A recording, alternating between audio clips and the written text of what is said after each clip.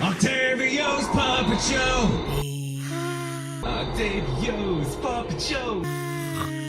Octavio's Puppet Show!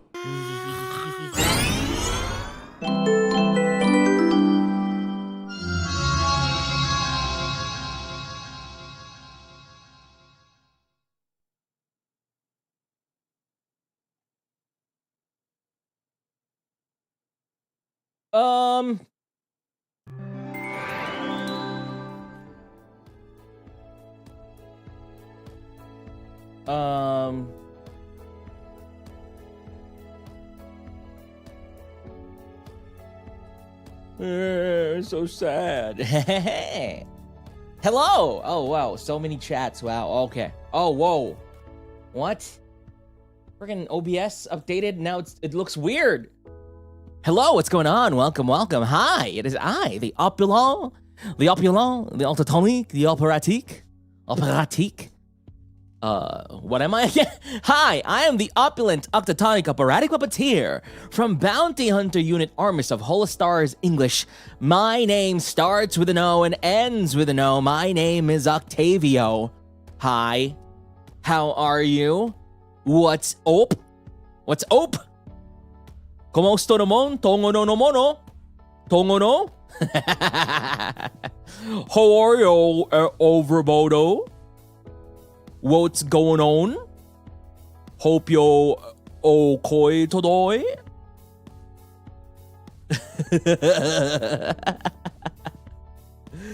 no. Hello, welcome, welcome. Hi. Welcome in? No, I'm never gonna say welcome in. That's what streamers say. And you know what streamers really suck at? Talking. Who says welcome in? I guess welcome. Is welcome in correct? Welcome in! Welcome in. I feel like it's just welcome, right? Just welcome. Why do I have to welcome in? Right?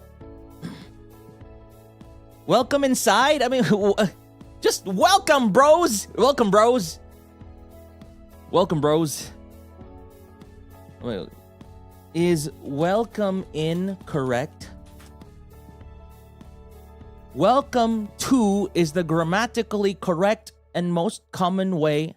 Welcome in is sometimes used particularly when someone is holding a door open for you or in specific retail settings. But no, not welcome to.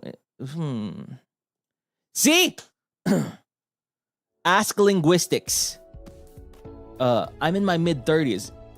Okay. I'm in my mid-30s.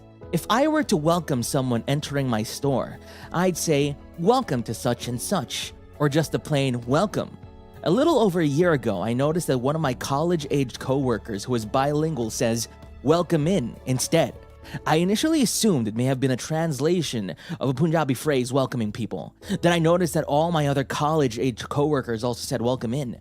My first thought was that they were picking it up from her. But over the past few months, I've noticed throughout my town, no matter where I go, all the college-age people, this guy has something against college-age people, will say welcome in. All the older coworkers closer to my age or older find the phrase slightly odd, but all the younger ones use it all the time. When did things change? Why did they change? Is anybody here college-aged? Are any of you college-aged people? Huh? Are we just gonna Reddit? No, this is Reddit. This is our subreddit Ask Linguistics. Now, let's go to the comments on Reddit. Let's see.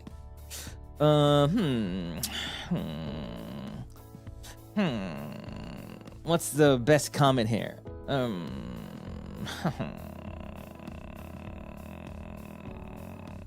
There's no answer? There's no answer.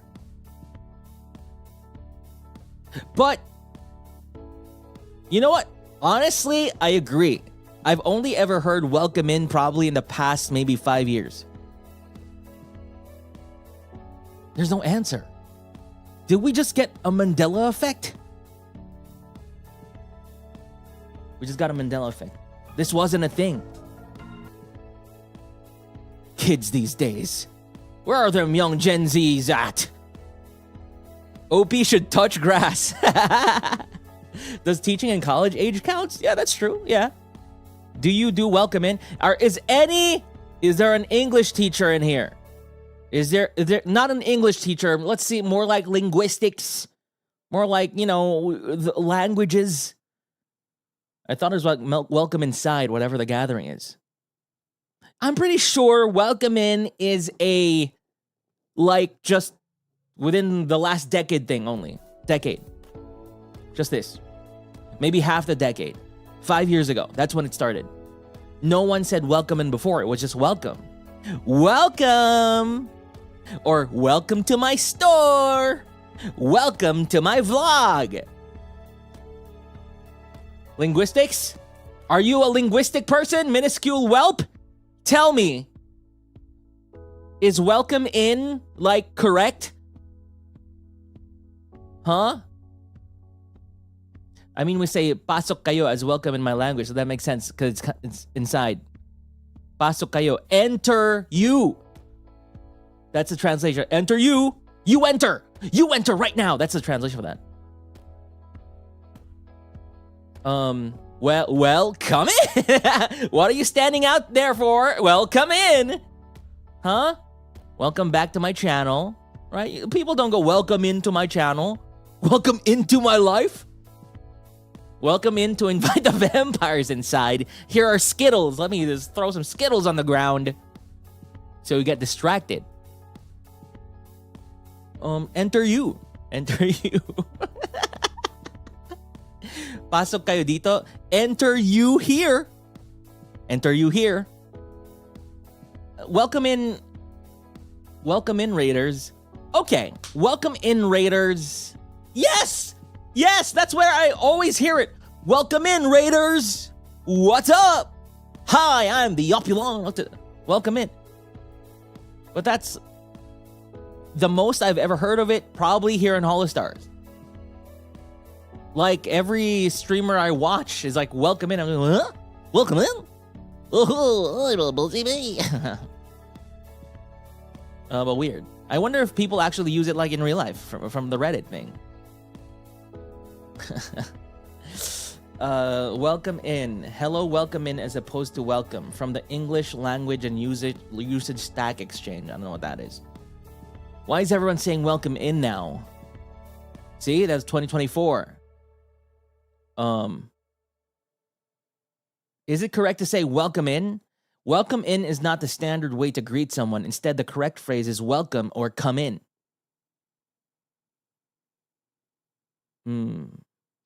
Did people just connect welcome and come in and make a new word? Welcome, make a new phrase, welcome in. Okay, let's check out what freaking Google Gemini has to say. Here's a more, I don't know. I don't think AI will know exactly what's going on. See, the freaking AI said welcome at. Welcome at is the preferred phrasing. Okay, guys, according to AI, which the kids are using these days to get through college. Guys, welcome at my stream. Welcome at my stream. Welcome at. Stop asking AI. I wish I could stop asking AI. But you just type in Google and it just automatically shows up. It's like that guy he just shows up even if you don't want him to. You're freaking going out and yeah, let's go to the mall. And then there's this one guy's like, Samako, yeah, let me join. And I'm like, So Mean Girls. You can just add A minus AI. Just don't. There needs to be like a separate website for Google Gemini. It's like a separate Facebook. There needs to be a separate Facebook for old people. Separate Facebook for old people. There needs to be a separate page for AI searches. I don't see the AI thing when I use Google, so it's just your vibe. It's funny when Gemini shows up. Sometimes you search for something super specific, like what is the specialty priority of Super Creek in Uma Musume?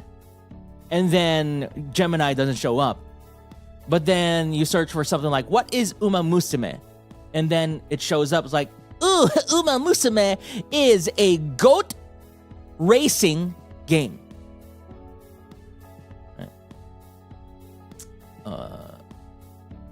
Yeah, it's on the top of the search too. Looking at the etymology, I think the old phrase would translate to, it's a pleasure to have you come. What? It's a pleasure to have you come. Come in. It's a pleasure to have you come in. Goat raising. It can't comprehend anything but algorithm speak. Like, you mean SEO? Yes, search engine optimization terms? Keywords? Probably. Pleasure to have you. That's what Tofu Bunny Cat said. Right? Tofu Bunny Cat. Looking at the etymology, I think the old phrase would translate to, it's a pleasure to have you. Wait. Octopasi, don't chat too fast. Don't chat too fast. I wanna pin it. Let me pin it. Let me pin it. Don't chat too fast. Stop typing. Stop typing. I want to pin it. Let's pin it. Replace pin message. There we go. There we go.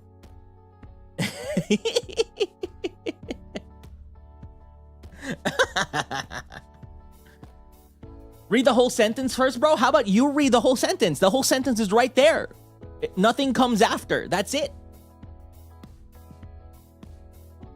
That's it. Wait, let me just refresh this. Refresh it, Your Honor. Can you please refresh the chat? Thank you. Goodbye, Link.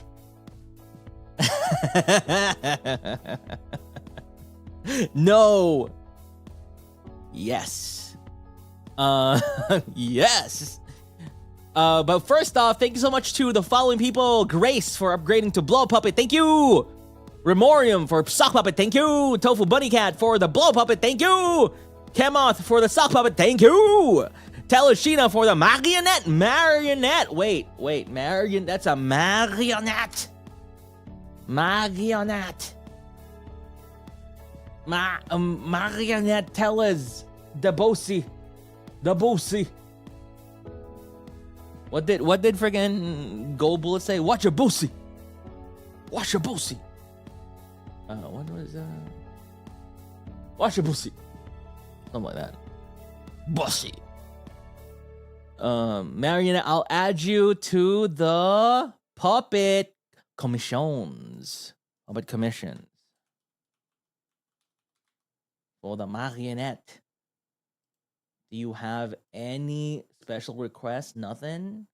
Also, let me get the profile picture. Let me get the profile picture before it goes away. Oh, it's cinema roll? Okay, it's just cinema roll. Oh, you're right. We did design you as a cinema roll kind of looking puppet. Cinema roll. Thank you. Thank you for the marionette. Thank you. Danny for the sock puppet. Mother, I'm born. Congrats on being born. Like the rest of us. You know? You're not special. We all went through the canals. But thank you for the 9 months. Thank you. Ada Radio, thank you for the blow up puppet. Thank you. Oh, by the way, yeah. There's a bunch of things going on. The reason I'm gonna assume the reason why there's a lot of blow up puppets is because in preparation for tomorrow's release of my next T4 voice pack, which is entitled Death Stranding? What? Deafening Quiet. Yeah. Nuh-uh, some people C-section, bro. You know what? You're right. You got me there. Some people went straight out instead of going through a canal. Yeah, Death Stranding. Deafening Quiet. You know Death Stranding 2? You know that game where everybody else has perms except me? Huh? What's up with that, huh? I get it. I get it. I get it. You know? I get it, though. Doesn't make me not salty. Right? I know I'm not Kojima's Oshi. I get it. Kojima.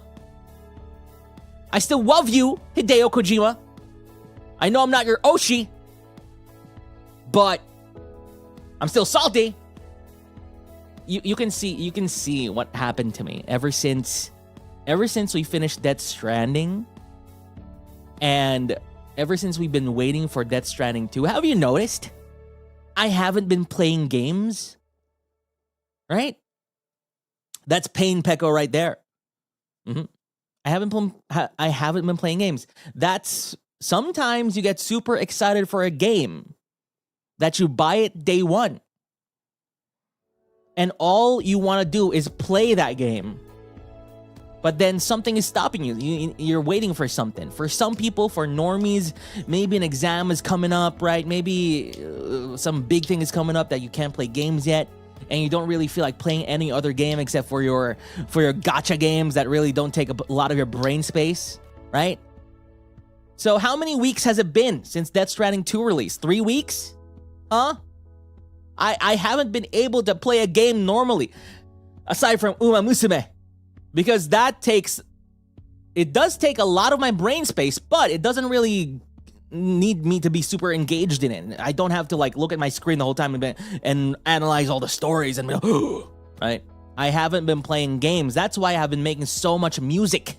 That's why I have been able to record a lot of things, because I don't have perms for Death Stranding 2 yet, because it's all I want to play. And the fact that I put Metaphor on my Saturday schedule is me really just trying to kickstart my brain again to playing something. You know? Yeah, I became a gacha game streamer because I don't have Death Stranding 2 perms.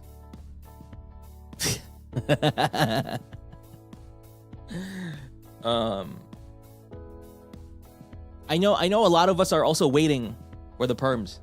You know, I know that a bunch of, even from girls from Holo ID, also played Death Stranding. And we're all just waiting. We're all just waiting. I actually don't know. I wonder if it's they're waiting for Pecora to finish the game first. I wonder. It's a friggin' 100 to 200 hour game though. I mean, come on. 100 to 200 hours, come on. That's how many streams is that? That's like a year worth of streams or something. Come on. I have the game already. It's right there. It's still in the packaging. It's still in like the plastic wrap. It's still in the plastic wrap. What about licensed music perms in the game? I mean, Pecora's playing it. Right? I think she did like multiple streams of it already. Maybe. So, I'm not about to assume anything. I don't know what's going on, but give me my Death Stranding 2. I just want to take care of Lou. Please, God. I want to take care of Lou. Remember when I was even trying to decide if I would play the game day one or not, right? Little did we know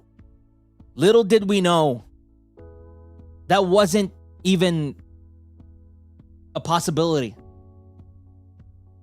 I had these lofty dreams of playing the game day one when nothing else has been built. Instead, I'll be playing the game who knows when, where every road has been made, every bridge has been installed, every umbrella, everything is already there. Goodbye, day one experience. It's done. It's over. It's dunzos. Now, what, a game that's supposed to be a 10 out of 10, now a 9 out of 10. I'm kidding. What happened to Liza P? I'm still trying to get the motivation to replay what I've already done, right? I don't really like repeating games. I don't like replaying games. Like, I like replaying games after maybe like 10 years, right? I don't like replaying games after a year. And I think I need to replay up to chapter 5. And I've started the game maybe 3 times now, and after like 30 minutes, I'm like, no, just let me play the DLC. I've already done this. Why must I have done a new game plus? Why did I do that? Yeah, I enjoy replaying a game once I've forgotten everything about it, you know. But now I'm just replaying it. I'm like, I mean, this game was great. It's a 10 out of 10, but I'm like, it's so boring. Because I still know all of these things. I still know everything. Not really everything, but, you know, it's still kind of fresh in my mind. Pay someone to play it? Oh, like Elon Musk? Probably, yeah. I hardly ever replay RPGs, even Pokemon 2. Yeah, it's the reason why I haven't even replayed any of the Persona games. I played Persona 3, Persona 4, Persona 5, a grand total of once each. Even if they release like a Golden, a Reload, a Royal version, I don't care because it becomes so boring on the second playthrough. Because it's the same thing over and over, right? Persona has a gacha? Yeah, I did see. But I only have brain space for one gacha at the moment.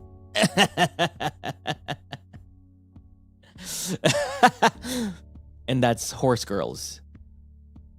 Seeing the same story beat the second time just doesn't have the same impact. True. I mean, it's still a great game. It's still an amazing game. It's just that the second time around, it feels like I'm just wasting my time.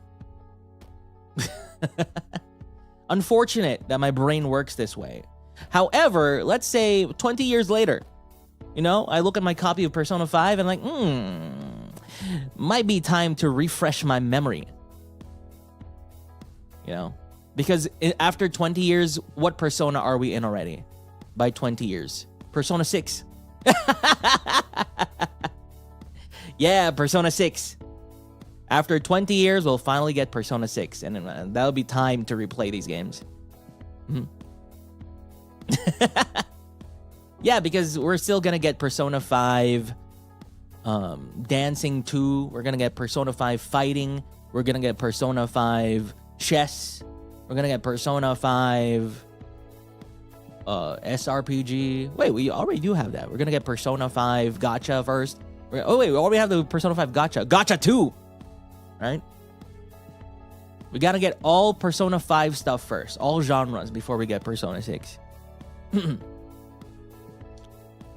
Persona 5 2.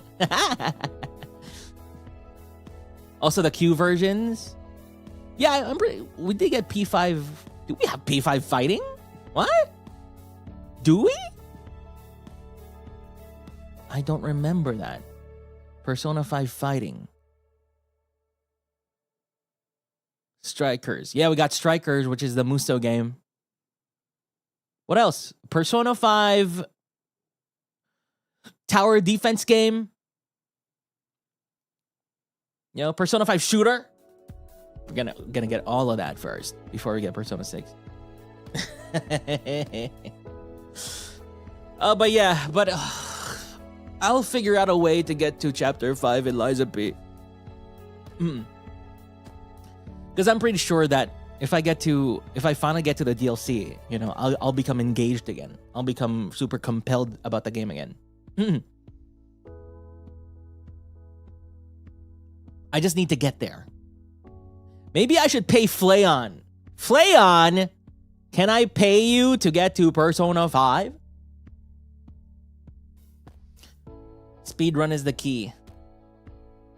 Are you gonna go for a Kurin-chan? Oh, the new Uma? I would if I could. I'm still racking up pity for Medro McQueen Angel. From my Medro McQueen Angel. I am 100. I am 60. Around 50 or 60. 50 pulls away from Medro McQueen Angel pity.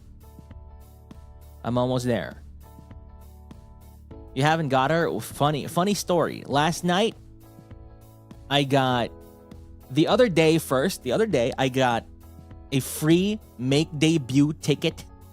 SSR make debut ticket from getting 3 plushies in the claw machine game. And from that, I got special week, I think. Then last night, I got 1,500 carats from just playing the game. And I got Medra McQueen, but I got the old Medra McQueen, the base version of Medra McQueen. And I was like, no, why couldn't it be the new one? So at least I was able to star unlock, at least. Medra McQueen. She's now like potential level 4. She's a 4-star horse now. Horse. Do you exchange your cleats? What did you say to me? I'm getting everything else except for Medra McQueen. I'm getting everything else.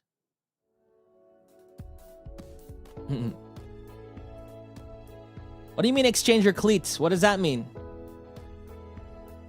What's a cleat? Oh, the cleat is the horseshoe. I don't think so. Yeah, the one with the pretty outfit. The one with the hat and the angel wings. Yeah. I would love to get Curran-chan because she's cute. She's a cutie.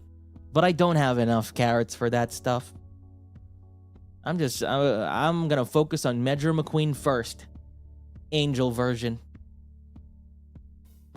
I'm tempted to play Uma for the first time, but I don't think I can handle another gacha. May just settle for Pocket Card Jockey. Pocket Card Jockey.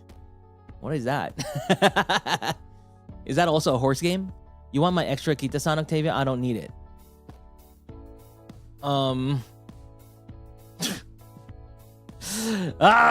You know what? The support card thing is so annoying because I'm also around like 50 to 60 pulls away from a pity for the support card thing. However, I already have 2 Satono diamonds.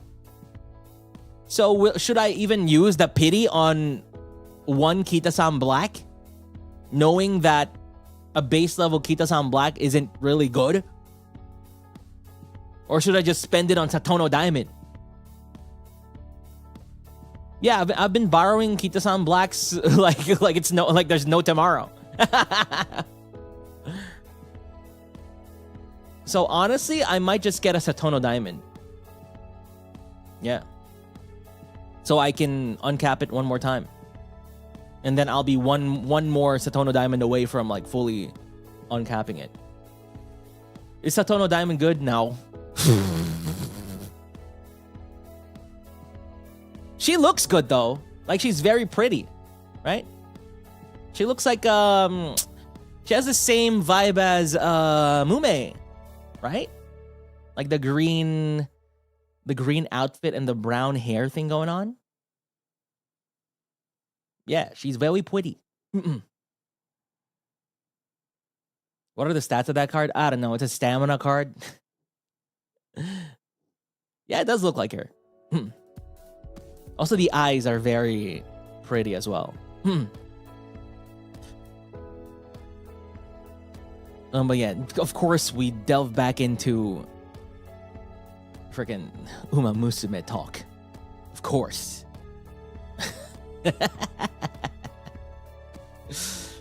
Apparently, she's rank A on the scale for global supports right now. Really? Okay, she's a good card. She's a great card. Yes. Love Satono Diamond. Love it. Now that you need to give me that tier list so I can form my opinions on these cards. I have no opinion on these cards. I haven't read any of their effects. I haven't read any of their stats. So just give me that tier list so I can be also like, oh, this is a great card. You know? On Uma Musume Twitter.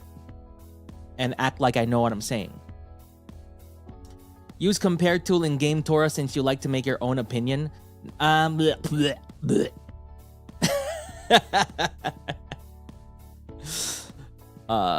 I'm not ready to get that deep into the game yet. I've been seeing that actually. I've been seeing that on Twitter, where go to Game Torah, to check this and that. Go to Game Torah to plan your races. And I'm like, no, I'm not ready. I'm not there yet. You know, I'm not ready to go Fire Emblem 3 houses on this game. You know, I'm still here to just race these horses, get an A by experimentation. I don't want to go and go to a website and input things and get a formula out of, get a solution formula out of it or whatever. Not yet. Not yet. I'm waiting for Death Stranding 2. I don't want to get so into the game right now that when Death Stranding 2 comes out, I'm like, I'd rather play Uma Musume. I'd rather go to Game Torah and figure out my races for the upcoming thing and min-max my carrots. Yeah, I'm not super deep in the trenches yet. I know a lot now compared to when I first played. But I'm not deep into it just yet.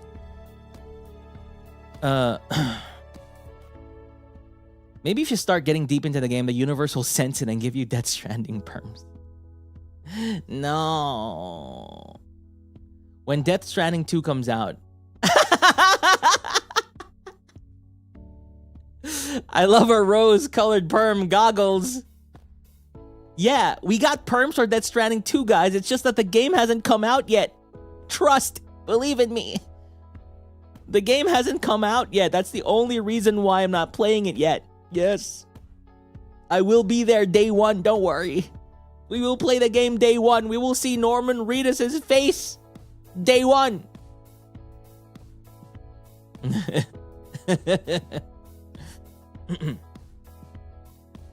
Perms will come out when DS2 Director's Cut comes out. No!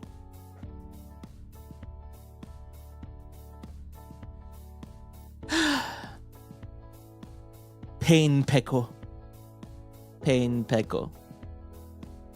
Dabby question, how do I eat my food while my kitten's staring me down trying to jump into it? You eat the kittens first and then eat the food. That's the only way. That's the only way. If you're not willing to go that deep, then you need to suffer the stares. Suffer the stares from your kittens while you eat. You know? You're either in it or you're not in it. There are two types of people, a person and a not person.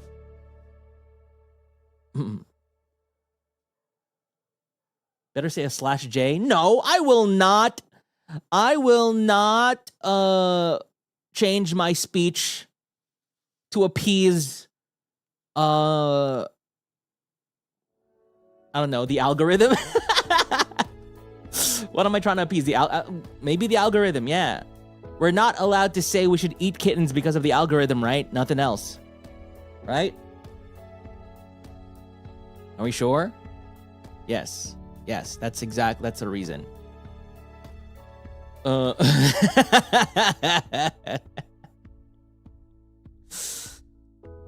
man. Oh, by the way, it's so funny. So I did a Bilibili stream the other day. I did a Bilibili stream the other day.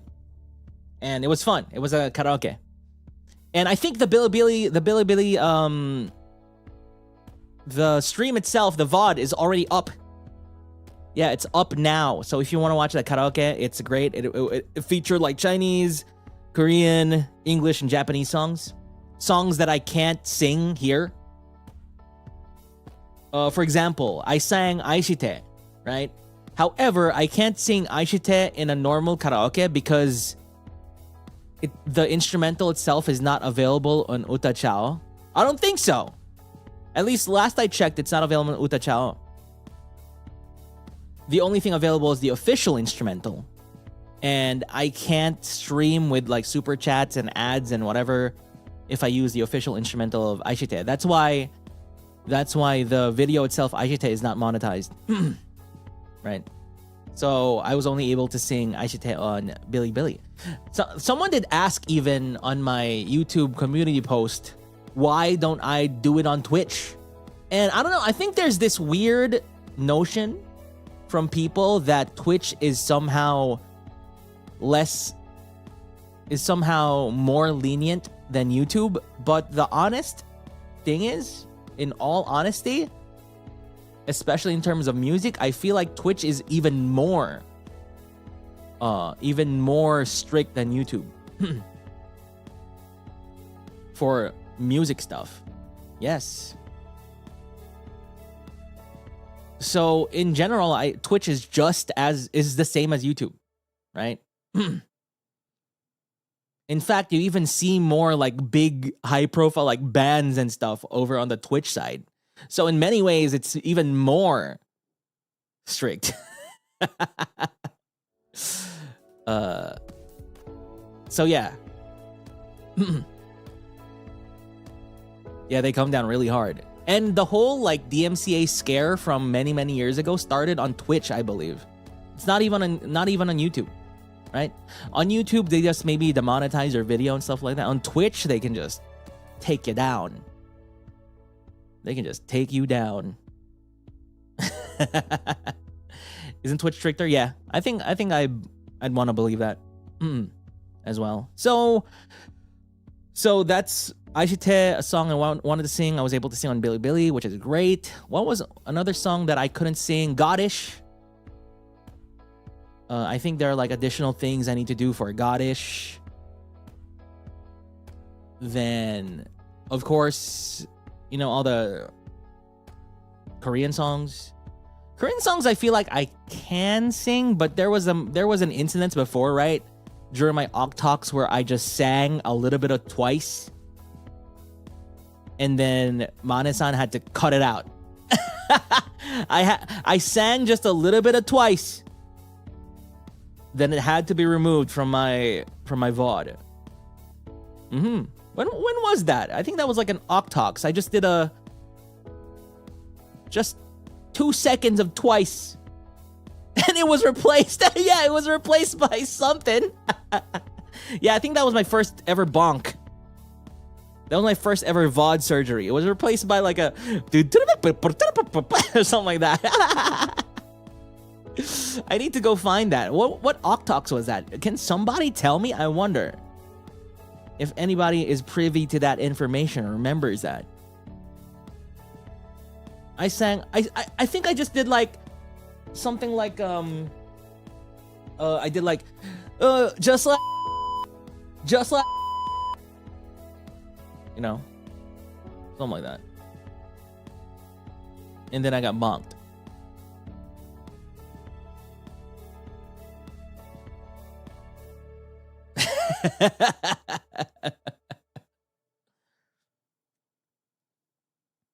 No soda pop or your idol? Well,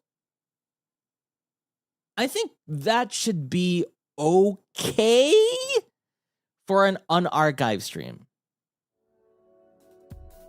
Right? Honestly, I think the whole thing about the Twice thing was because the Octalks is supposed to be archived. And so we needed to remove it. So I assume that if I sing it in an unarchived stream, then it should be good since we're taking down the video anyway. Yeah, and I know Altair sang it too. Sang those songs too. Free!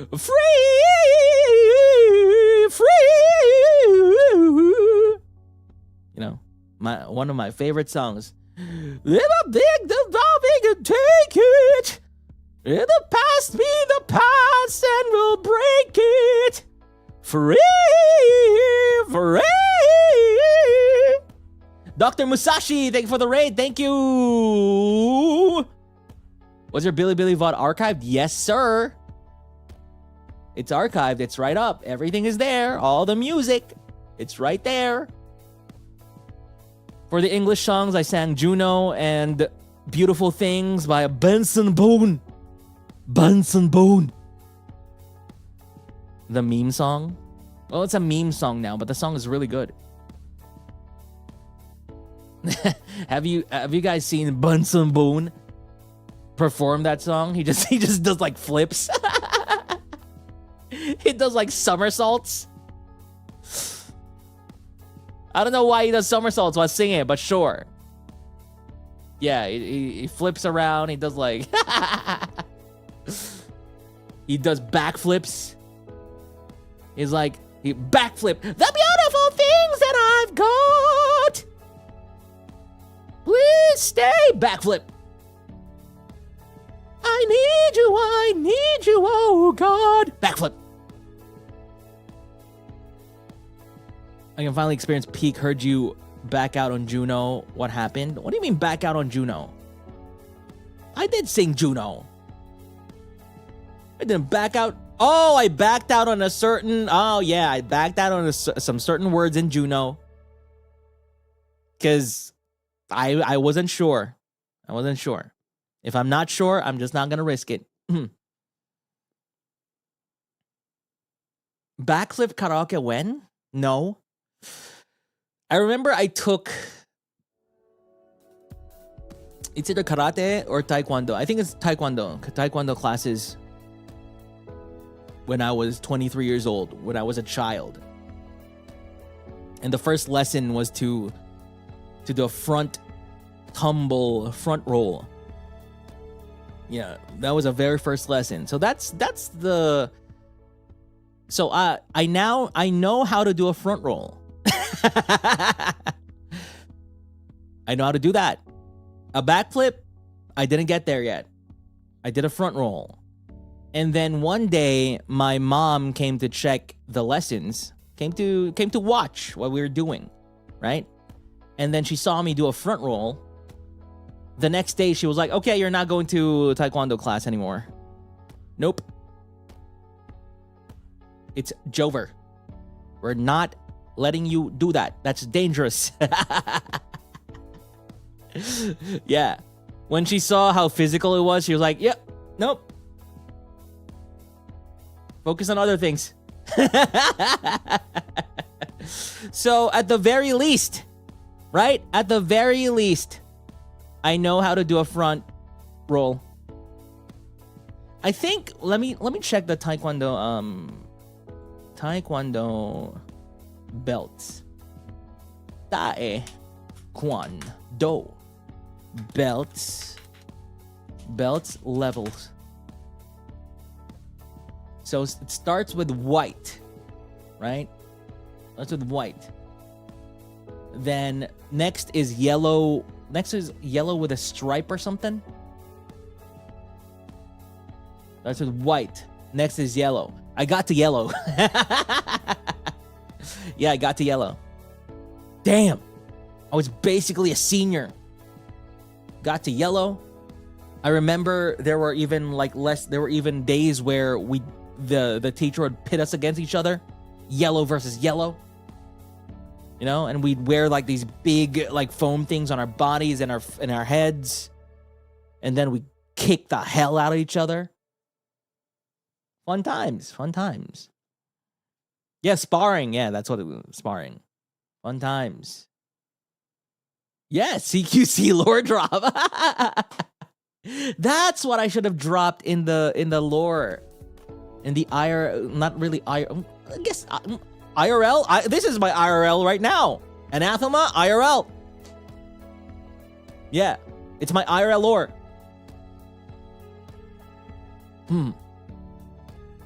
Both Anathema and Taekwondo. How high can you kick it? Back then I could kick it really high. Now, I don't even try. Yeah, back then we were taught like the roundhouse kick, We were taught like the back kind of kick thing. We were taught the, you know, the thing that Altair did, the kind of like the dance where you're kind of punching, like huh, huh, huh, huh. I can't even show you because my hands don't move. Oh, they actually do move. Like we go do this and hoo hoo, go to the left, take 2 steps, hoo hoo hoo. Then we go to the right, hoo hoo, put it down, huh. Then huh, then go here, then huh, then go to the front, then huh, right? That's my Taekwondo knowledge. Then we kick in the face. Huh! Consider yourself kicked. Get kicked. Nox Embertoast, thanks so much for the raid. Thank you, thank you. Thank you. I'm sorry for the violence on stream. I'm sorry. But I was just showing the Octo Posse right here how dangerous I am if I unleash my limbs at a high speed towards your face. You know? Okay, I'm gonna demonstrate it again to the Raiders. Okay, Raiders, look at it. Look at my Taekwondo routine. Huh!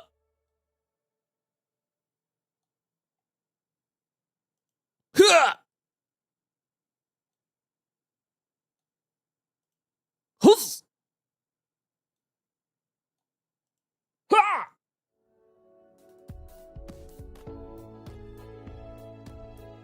Huh! Ha! Hus! Crap, I toggled the sad one instead of the angry one. God damn it, why did I become sad? I became sad.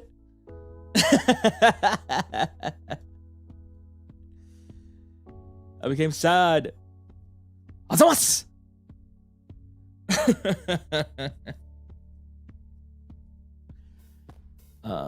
Take 3. Okay, one more time.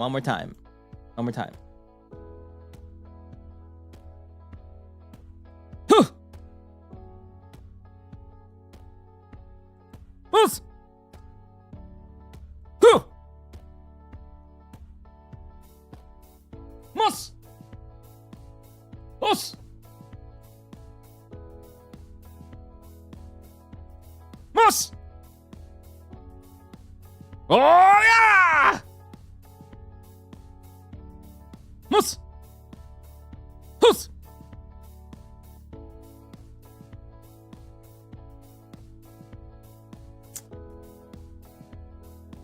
Was that great? That was great, right? That was amazing. See? Wasn't that eye-opening? Eye-opening. Oh yeah, let me show you my front roll. I'm gonna show you my front roll right now.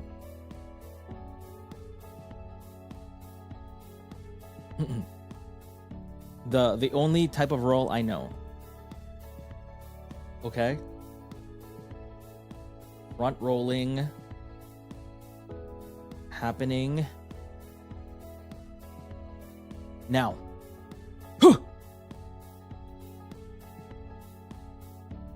Let me try a backflip. Hoof! Let me try a front flip. Hoof!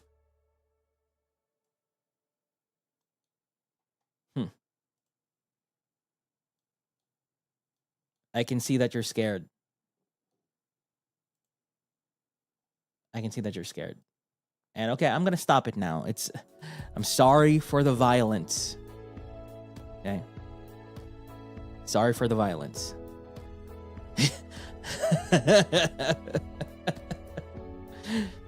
See, that's why my danger level can go off the charts. I feel good about myself. That's great. So I'm happy I'm able to show you my Taekwondo knowledge. after all these years. I'm so traumatized. You better be. You better be. All of you better be traumatized for that. Because that, I need water. I'm so tired.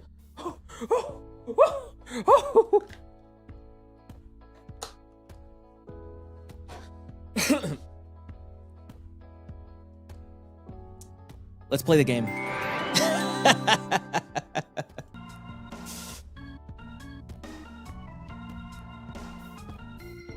Where? How? Please turn that off. Okay. Here.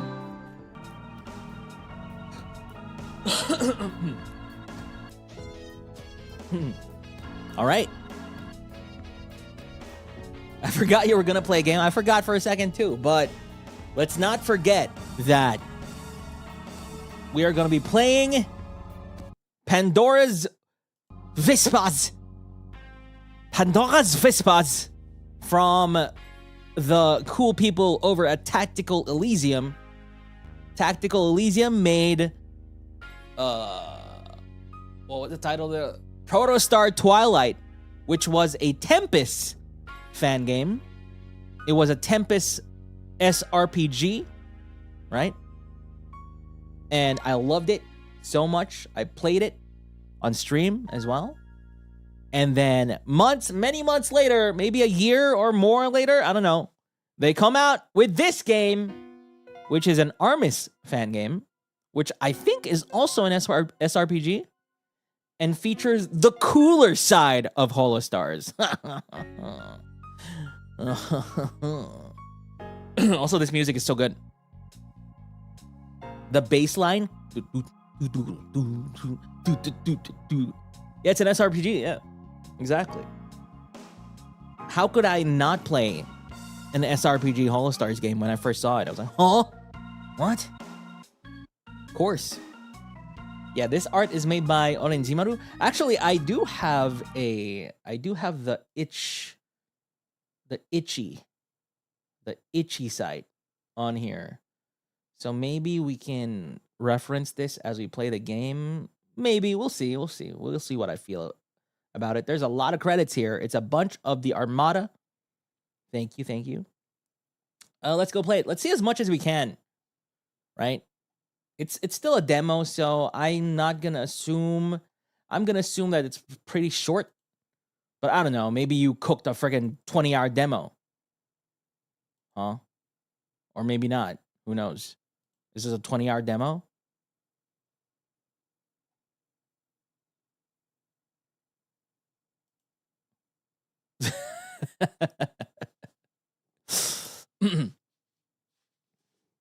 Let's do it. First, let's give feedback, right? Octavio should be here. Somewhere here. And maybe 30% bigger than all the others. Should be here. Yeah. Let's give feedback right now. Immediately. We have something to say. Okay, let's go check it out. Yeah, let's play. I'm excited. Let me bring out my controller. I'm playing this with a controller. Don't worry. Yes. Yes, sirree. Play.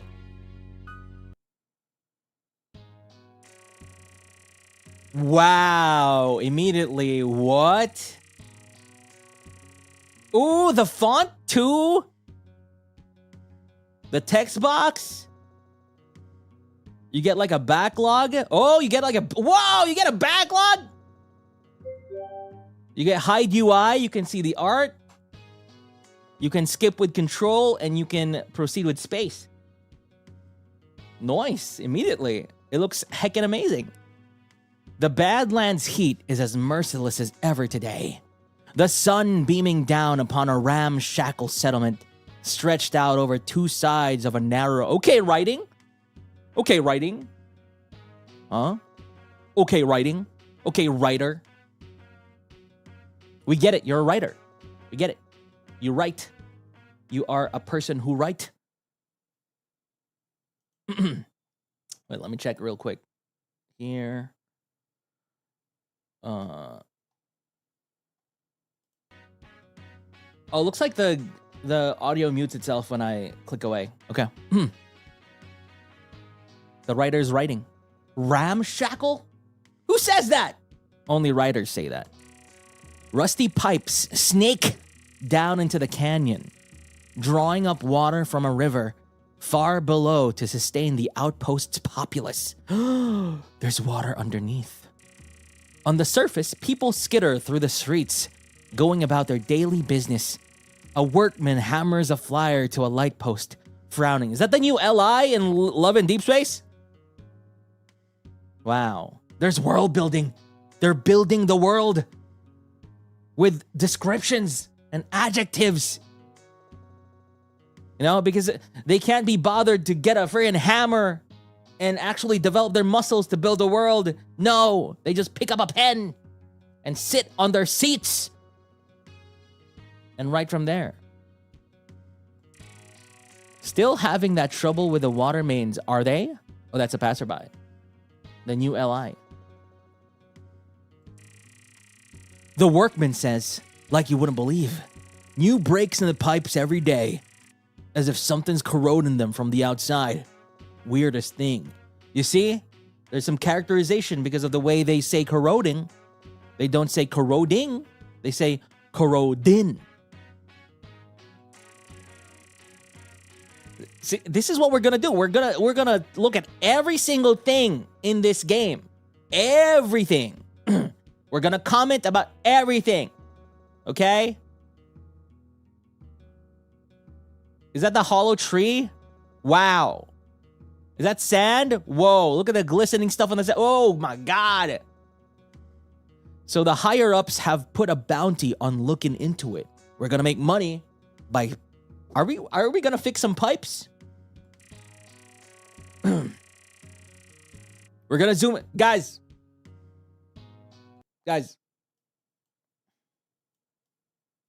Okay, everything looks up to par. Everything looks okay. Let's see. Look at those brush strokes. Those are definitely brush strokes. Is there a secret? Is there an item in the sand that we need to click on? I'm on to you, secrets. I can see you. I can see you. Did I miss a conversation? The passerby squints at the flyer before letting out a low whistle. Ooh. That's no small amount. I love the audio too. It's like, ding. We got that, then we got, ding. That's no small amount of coin. It must be pretty serious. The workman shrugs. Rumors going round about monsters in the ravine have got people scared. Can you turn the game volume up? Okay. Low to nothing. But you won't catch me climbing down there either. Wait, was it intentional for the audio, the BGM to go out? Was that intentional? Or did I break the game? Did I break the game? But you won't catch me climbing down there either. Better off paying some knucklehead too. He breaks off. Okay, so it was meant for the audio to disappear because there was going to be something happening. Classic RPG visual novel goodness. He breaks off as a slight tremor quakes the ground beneath their feet. Yes, the ground is indeed beneath their feet. That makes sense. No plot holes here. Did you feel that just now? Boss must have repair techs looking at the damage below. Wouldn't worry too much. Something's gonna happen because there's a line here. Suddenly, the air is split by a chorus of guttural screeches, fraying unnaturally at the edges like radio static.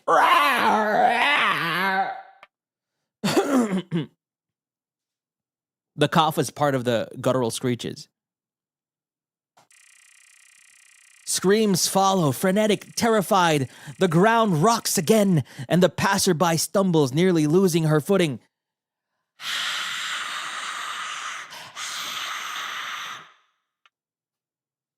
Aray! We're in South Elysium, so the passerby, aray ko po! What's happening? Where is... What? What? Whoa! Look at that! Is that Octavio? Whoa, Octavio with the braids too. Oh, that's a combination. That's who is this? Is this one of Octavio's relatives in the friggin' backshot roulette tree? Yeehaw! Okay. Is there any reference here? Tau. What is that a reference to? Town? We got a bunch of, okay. Yes. They look like skulls. The music though. Ooh. The drums. Yeah, that Gilead? The ravine. Look. They even got the light blue. This is a Octavio reference. There's no way that this isn't. Why does this guy have half my hair color? Has a magenta like thing too. And then the nails also light blue. He has some Octavio genetics right there. The workman whips around just in time to watch a wave of corruption beasts spill from the mouth of the canyon. Run! It's Kaya. Ooh, this music. Yeah. The breakdown. Ooh.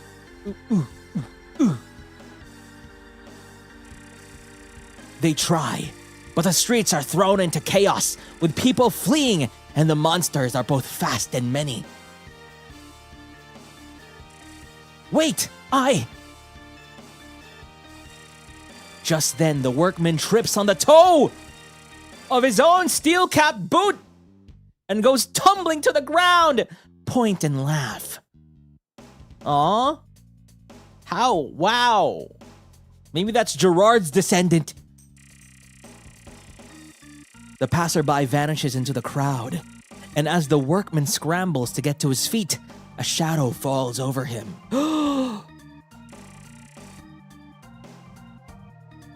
Get up, huh?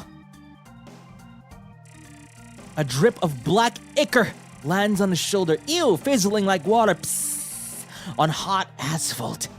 He looks up, eyes meeting, yawning, empty sockets. They're empty, there's nothing in them. Just a black void. No, get away! The man screams, ah! The beast growls, growl, drawing closer. And then rears back, screeching in pain as 1-2 gunshots rend the air and leave steaming holes in its tar-like form. Pew, pew! Nani?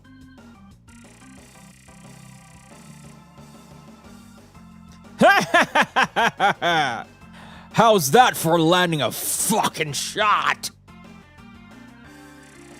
Gerard stands a few paces from the workman, grinning toothily. Just down the street, a crimson blur bisects one of the other beasts. Wow, great job, Gerard. You hit a stationary target at point-blank range.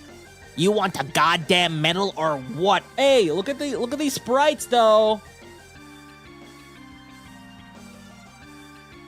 What? This art is so cool looking. They're also so accurate to the actual designs. Whoa. Like the shading and everything. These are the actual colors. We got Gerard's face looking like, yeah, I'm such a good shot. And then why is Ruse has Riz here? What's he doing smirking like that? What's he doing with his friggin' matinee idol-like face. What's going on? Why is he like, I'm so handsome?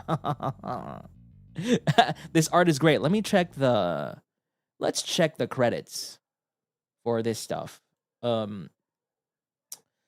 So the character art for Ruse, it's Kuko, and for Gerard, it's Key. Oh, really? Cool. Is that what's going on? Is that the character art? Is that it? Am I correct there? Yeah, matinee idol AU Ruse. Nice. Good job. They're so what's the term when an art is so on model? I think on model. I don't think that's the correct term, but it's very biblically accurate. Exactly. Damn. Cool. You want a goddamn medal or what? Well, you don't have to be a jerk about it. I thought it was pretty cool. There's different facial expressions. Cool. The corruption beast shudders and lurches forward.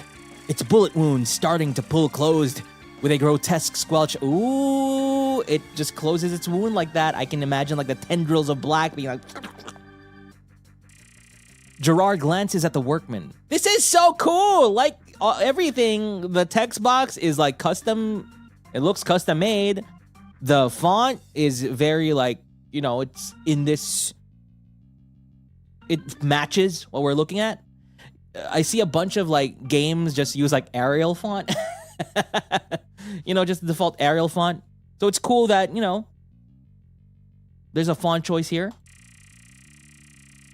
What the hell are you still doing there, dumbass? Get out of the way! It also, at least the font choice reminds me of, how Final Fantasy 16 is a kind of medieval game, kinda still. It's a medieval fantasy type of game, but if you look at the UI, it's very like kind of techno modern, right? So it reminds me of this. The man's boots skid on the ground and he struggles to stand before it. Suddenly, the man's boots skid on the ground and he struggles to stand before suddenly neon blue strings loop around his torso and lift him to his feet.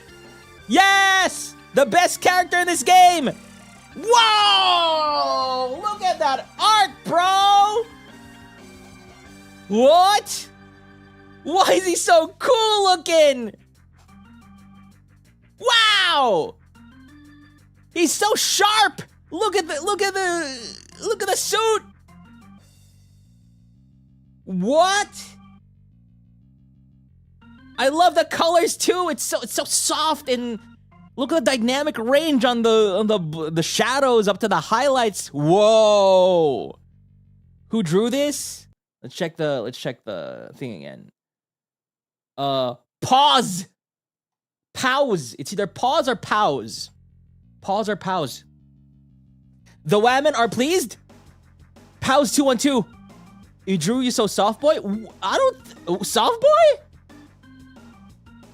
I look actually very cool here, like very sharp. Kind of like I can stab you with my sharpness in a way.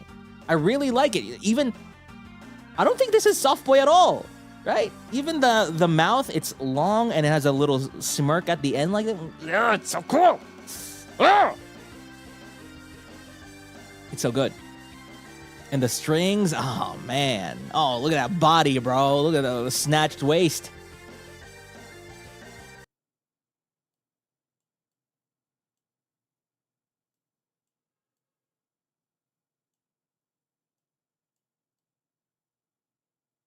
Damn. Damn. Damn. Sheesh. Look at how good he looks. Sheesh.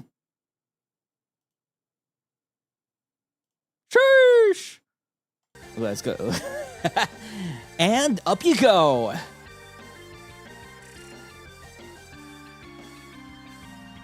Yeah, the jaw, it's sharp and nice and clean. The neck is nice and thinnish. You know? I just like the sharpness to it. Right? That's why I really love like Tetsuya Nomura's art, because of the sharpness. I don't know how else to explain it. Also, look at the hair. It reminds me of the hair in something like Hoseki no Kuni. You're not pale there, Tavi, manly man. I really like the skin tone.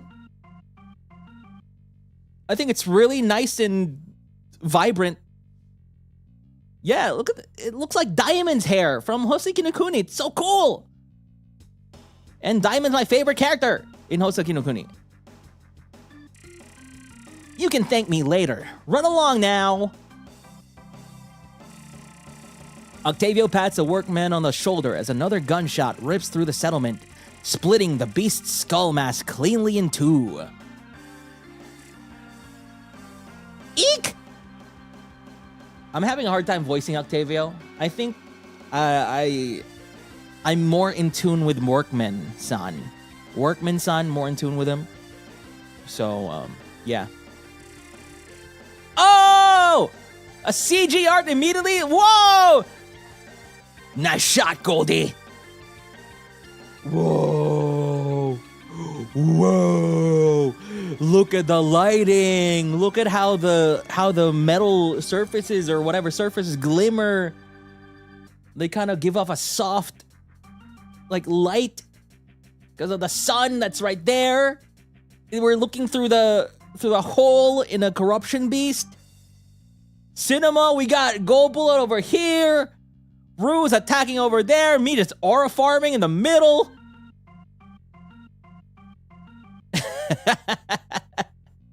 Oh, you got shot in the head. Oh, poor corruption beast.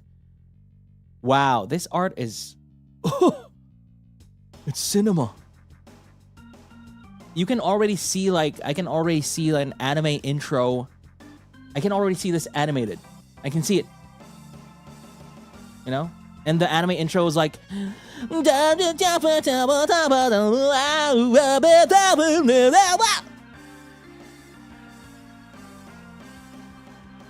Something like that. It's so good. Who drew this? Who drew this art? Can I... Will I be able to see on the thing? I don't think so. I don't think so. It's probably not specifically said here in the page.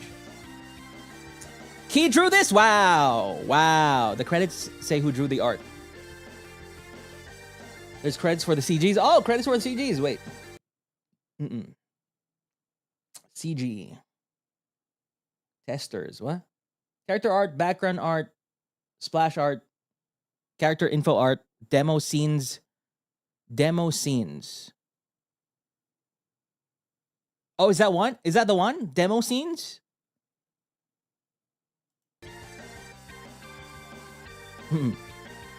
Nice. Good job. Cinema. Doing what I can. Loads of them still come, though. Oh, so you'll praise Gibby's shots, but not mine. I see how it is. Stop almost shooting my head off every time you miss, and maybe I'll gas you up next time, too. Boys, not the time. Yeah, we can talk about how incompetent Gerard is later. Hey! Gerard! The hunt! What? I was getting to that! A beast's corrupted tendril very nearly slams Gerard into the dirt, but Octavio's strings yank it away at the last second. The dialogue almost seems like it's written by us. What? Gerard fires a couple of shots into the creature for good measure. All right, listen up. Whoever has a worse kill count at the end of the day is cleaning the tavern for next week.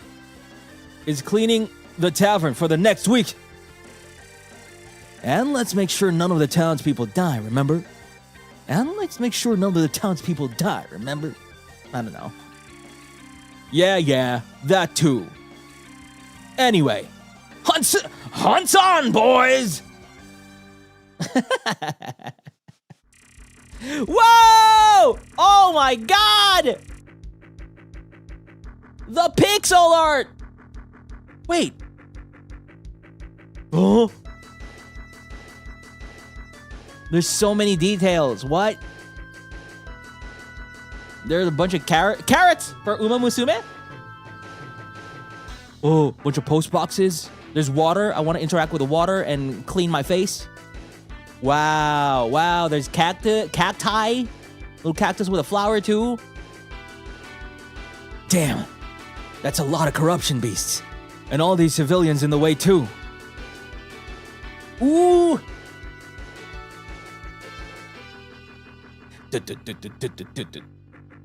This is very, I don't know if you noticed from Final Fantasy games, with specifically Nobuo Uematsu music, the battle music is always dun dun dun dun dun dun dun dun dun dun dun dun dun dun dun dun dun dun. So I'm really enjoying this. Dun dun dun dun dun dun dun dun dun dun dun dun dun dun dun dun dun. Yeah, it's so good. God, I want to make an original song that's kind of like that. Woo! The guitar? Gerard, you're gonna stop standing there and clenching any...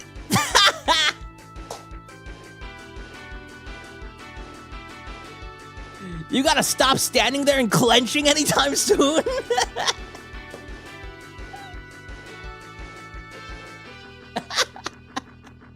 Who wrote this? Not the clenching. What? That's like, yes. I guess a way I can like describe Crimson Ruse's like language is it's verbose while being simple, I guess, in a way. You know, because he wants to say he's being angry about stuff, but for some reason he uses like verbose. He's verbose. He uses other words. So clenching. You gotta stop standing and clenching anytime soon? Yeah. It's like very direct but verbose. I don't know how to explain it. Yeah, now I can look at his face. He's definitely clenching right now. Look at him. He's training his pelvic floor right now. This is the same line that won Ruse over in his stream. It's a great line. I love it. Clenching. You gonna stop standing there and clenching anytime soon, or did you suddenly forget how your damn legs work? I wasn't... Oh, shut the hell up! Easy, Ruse. Gerard, you're gonna want to start by clicking the unit you want to move, then clicking where you want to go. Oh, funny. Fun. Whimsical. You know, Gerard, press the start button. It's very Kojima.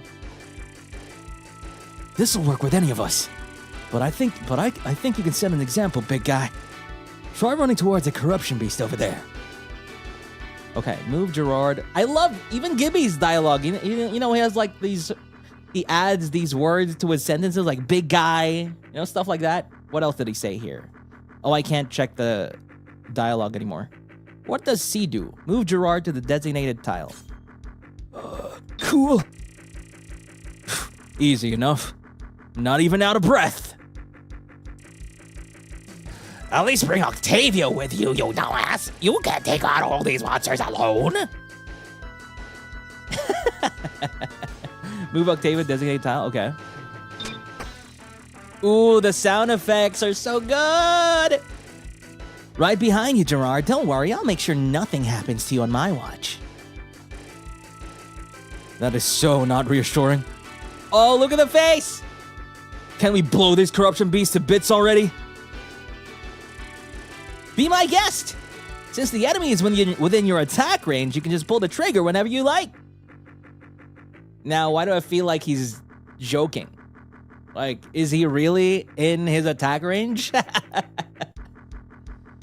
Is he really? Is the monster really in his attack range? Probably not.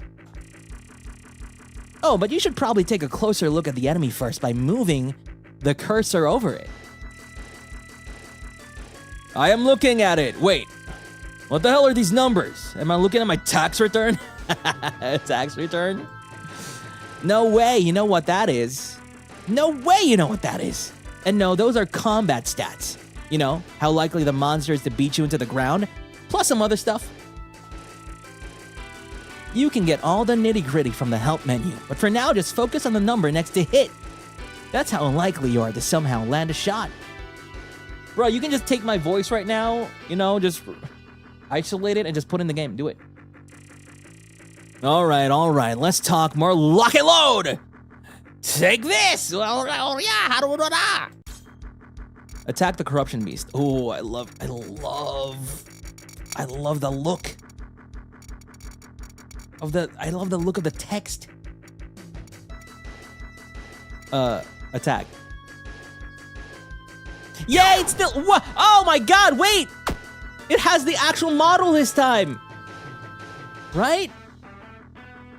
If I remember correctly, in Protostar Twilight, they use like different models. Maybe something that was already built into like the engine or something. Now it has the actual like sprite thing. Sprite thing. Right. Who did that? Who did that? Let's see. Pixel art.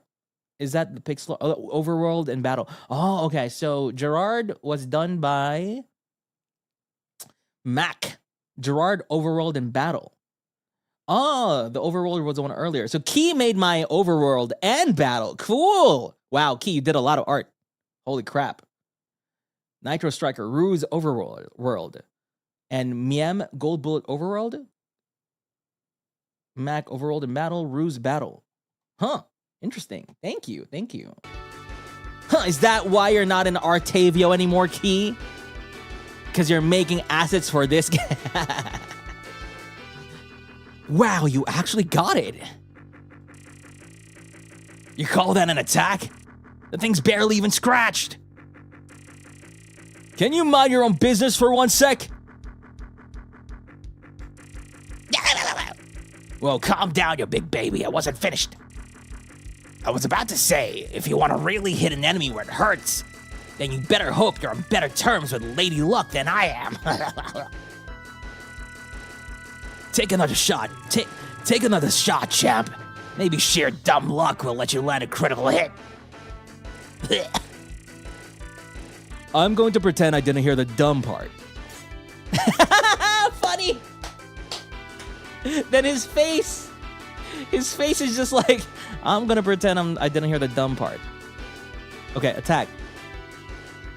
When it comes to gambling, you do not mess with me. Oh, ayo! Ayo, cool. I thought it was gonna say the throw me to the wolves and I'll come back pregnant. Oh, Royal Flush is the name of the, oh, what a cool name for an attack too. You know, it's a reference. It was a gambling addiction. Royal Flush. Who's laughing now? Who's laughing? Who's laughing now, jackass? I could do this all day. Here's another mouthful of lead, you stinking pile of tar! Gerard, I want. Oh boy. Ouchies. Oh, there's a counterattack too? Gah. Guys, this is the end for me. We just started. I kind of expected your death to be louder than this. Oh, I love the face. Look at that face. Can it, Octavio. And Gerard, get the fuck over yourself. You're not dying. Goldie brought potions. Right, Goldie? Oh, no. Sure did. Right here in my bag. You should have some too with the rest of your items. But I guess I can give you one of mine for now. Okay, I thought Goldie was gonna be like, no. No. I didn't bring items. Wait, Gibby, not so fast. Gerard hasn't even asked nicely yet. He's never asked for anything nicely in his life, you little freak of nature. God damn it. just say a sentence without adding all these other things, Ruse. The potion, Goldie. Quickly now. Gerard's death groans are getting really obnoxious. Is that any way to talk about your dying leader? Okay. Goal bullet time. Item. Lorraine? Bubby? Click an item to its description. Nothing. Lorraine and Bubby. Interesting. A bog standard healing potion. Use item on Gerard. Ooh, the sound effects. Would you look at that? Good as new. Welcome back to the land of the living, buddy. By the way, a little tip if you want to stay that way next time you're in a pinch. Sometimes the best offense can be a good defense. Defense? Huh? You know, instead of attacking, maybe you want to defend yourself?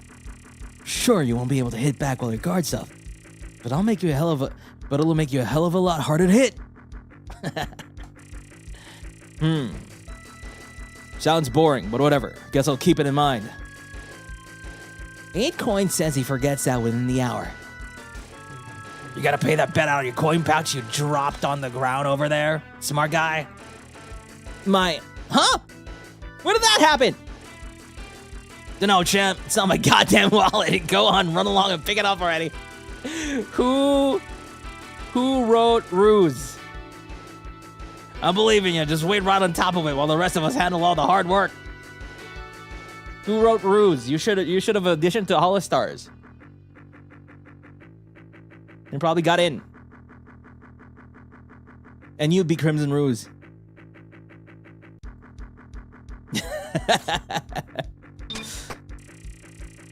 I know how to pick up an item, you know. Save the director's commentary for Gerard. He actually needs it. Hey, I heard that.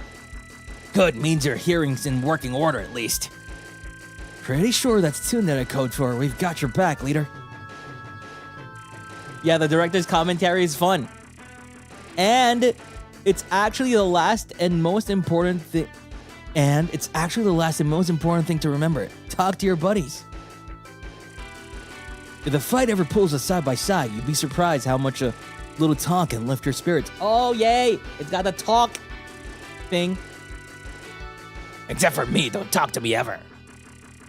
Is that just for Gerard or all of us? Can I talk to you? You do it either way. I've learned to tune you out. But you just answered him. Don't think too hard about it, Gerard. Let's regroup at the town's inn for now. These corruption beasts ain't gonna defeat themselves. Who wrote all of this? Is this just one writer? This is Grace? Grace is writing Peak for real? Is this just you? How do you know any of us at all? To be able to write as if we're these characters. What's going on? It's not the only writer, but they wrote a lot for this demo. I see. What? All the Vienna script was me, except these little gameplay bits, which were written by a programmer. Oh. Most of the civvies are in their houses or the inn, boss. Still 1 or 2 stragglers we need to cover. And they know to stay away from the windows. From the windows? Aye. Good work. The beast's attention should now be focused on us. Gibby, report. 20 total. Looks like a corruption beast splinter band. A splinter cell? Like in Final Fantasy VII. Avalanche? They don't seem too strong, so the walls of this town should hold. Which means that the beast should come through here. Ooh. And here, which is where the first wave are already. A pincer attack, huh? No matter. Stay together and take out one group at a time. Armis, move out! Okay, scanning. What does that mean? This music. Dun, dun, dun.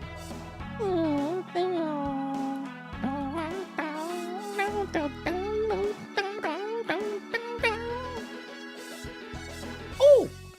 Oh! Ooh, what is this? Objectives. Battle objectives. Victory. Defeat all enemies. All player units defeated. Any civilian is defeated. Civilian? Oh, there are civilians. Conversations.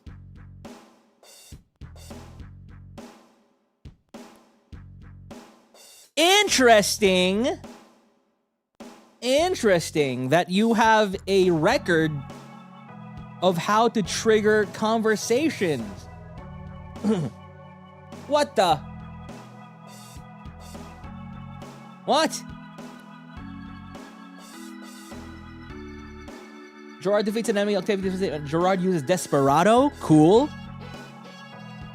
Gobull defeats an enemy. So all of us need to defeat an enemy. Gerard scores a critical hit. And Ruse defeats everybody. Okay, so the special things we need to do are everybody kills an enemy. Gerard gets a critical. Damn, that's gonna be difficult. And Gerard uses Desperado. Wonder what that means. Help. Help. Movement. Oh, that's... Whoa! You even included, like, details about the mechanics. I've played Fire Emblem. I know how to play. I know how to play this game. Crimson Ruse. Wow! What is this art? What? The bold and boisterous heavyweight of Armis, known for being one of the strongest bounty hunters in the Badlands, had a storied history as a solo hunter until he begrudgingly joined Armis for reasons pertaining to his bounty hunter license. Pause art. Definitely, Witchel definitely had a... Oh, this pause art! Whoa, whoa! How are you so good at, like... How to explain it? The values. The values are so good. The values. You know, going from black to white. I said this earlier. Like, there's so much values here. It's hard to say. It's hard to explain. Wields an immense great axe of mysterious origin. Despite his brutal and tough exterior, his heart is in the right place, and he's always looking out for Armis. Don't tell him you notice that, though. Pause 212. There it is. I see it. You cooked. Go bullet time. Yippee! Damn. I wish I could zoom in. Can we zoom in? Because this tells me that there's a lot of, like, little details in here. So we need to zoom in. Iwashi, thank you for Sock Puppet. Thank you. CQC expert, weapons specialist, and eagle-eyed sniper of Armis. Given his weapon of choice, Gold Bullet unsurprisingly has the most impeccable aim out of everyone in the unit, being able to hit every target where it hurts. But contrary to what the big gun on his back may suggest, he's known to be a warm and welcoming figure to his boys and, frankly, anyone else he comes across. Particularly lauded are his exceptional cooking abilities, which he can adapt to even the toughest of environments. However, a true professional knows when he needs to separate work from leisure. Ninja Happy, thank you so much for cooking this art. I really want to zoom in. You know, when it's like zoomed out like this, I see that there's kind of some artifacts in there that kind of makes me think there's so much more detail in the art in there. But yeah. Coolio, Gerard T. Rexford. Ooh. Let's see. Gerard T. Rexford, the charismatic leader of Armis. His skill set consists of commanding the group and being able to work under the high risks of the Badlands. Being the charming little devil of the group, as he likes to put it. He is the most prone to sleazing his way out of many things in life, whether it be as big as a bar fight or just finding the optimal way to get the most cash, especially cash. Nice. However, his boys know that under the handsome young scoundrel exterior, Gerard is a sheltered person trying to find his feet through the bounty hunting business. but they wouldn't have their leader any other way. Soulless Sanctuary. Cool ass art. I love the little light coming from over here too. Gives a cool atmosphere to the whole drawing. There's even like light here as well.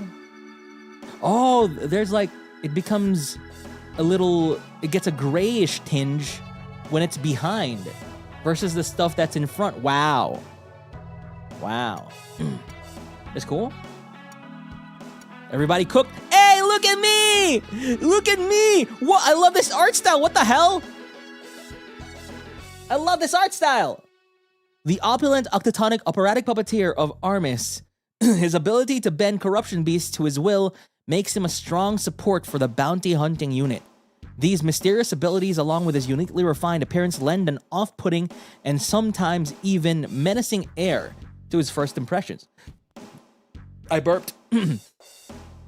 However, Armis never seemed perturbed enough by his behavior for it to be a cause for concern. Still, his strange skill set begs the question, just how far does his mastery over the strings go? Fenori! Thanks so much for this art. Like, it's really good. I really like how the face looks. And I don't know how to explain it. I also really like the colors and the pose. Right? It's so good. It's in your style, but it also feels very on model, I guess, is what I want to say. Really good. Thank you. This is really nice. Also, these descriptions are really nice too. Flee! Can I flee? Restart battle, back to world. Ah, okay. Back to world. Return to world. What happens if I return to world? Is this a secret? Is this a secret? Is there an ending?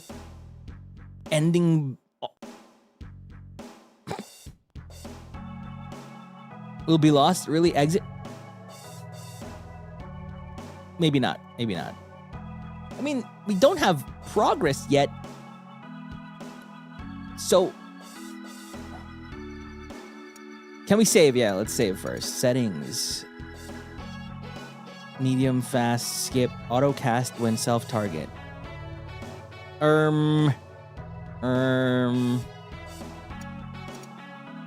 What happens if we return to world? Because there's return to title, return to world, and restart battle. This restarts the battle. Return to world, like return to the actual world that we live in? Is that what's it? Is that what's going on? Confirm.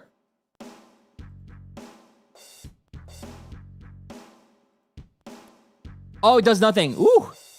I got scared for a second there. Oh, no, it did something. Guys, I have this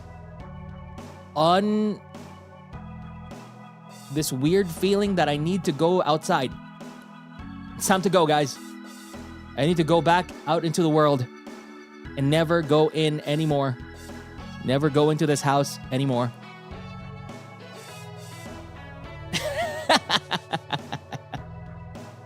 Okay. Let's go. I was just, there's a chance there might be a secret there. Pan camera, cool. Z, select. Townsperson. Townsperson has stats. So the stats are strength, magic, skill, speed, defense, resistance, luck, and movement. That's a lot of stats. Corruption Beast, level 1. Ooh, 20 HP. They're all the same, 20 HP. Noise. Okay. How about Crimson Ruse? Ooh, look at this sprite. 24, strength 18. He's good at strength, at skill, at defense as well. He has 5 movement. Gibby has skill of 28. Wow. Huh? And a speed of 19 and luck of 18. Octavio has a luck of 20 Resistance of 19, magic 19, speed of 11. Gerard has... Confusing. I'm pressing so. Resistance 21, strength 16, magic, skill 17, speed 14, defensive. Okay. I see what's going on. I have high magic. Cool. How do we deal with this? We got this guy. Let's leave Gerard to this one. Right? Oh, they were taken from the hunter's license. I see. Let's leave Gerard for that, and all of us will go here instead. Okay. Start battle. V. We hold it to start. Player phase. Oh, music! Is all the music here original? Like even those little flares, sound effects? Okay, let's start. Gerard. Oh! There's even like a... Okay, I thought when I chose Gerard, there was like a high pass filter effect on the music. Ooh! Go behind the guy. Oh, he has a range of 2. Skill, Desperado. Oh, attacks all units, even your allies, within 1 space of the target. If you shoot enough bullets, at least one of them is bound to hit the target. Damn it. Okay. Range 2, cooldown 3 turns. Lucky Chip. Increases target allies' luck by 25% for 2 turns. You know, fortune favors the bold or some shit. Here. Cool. Use skill.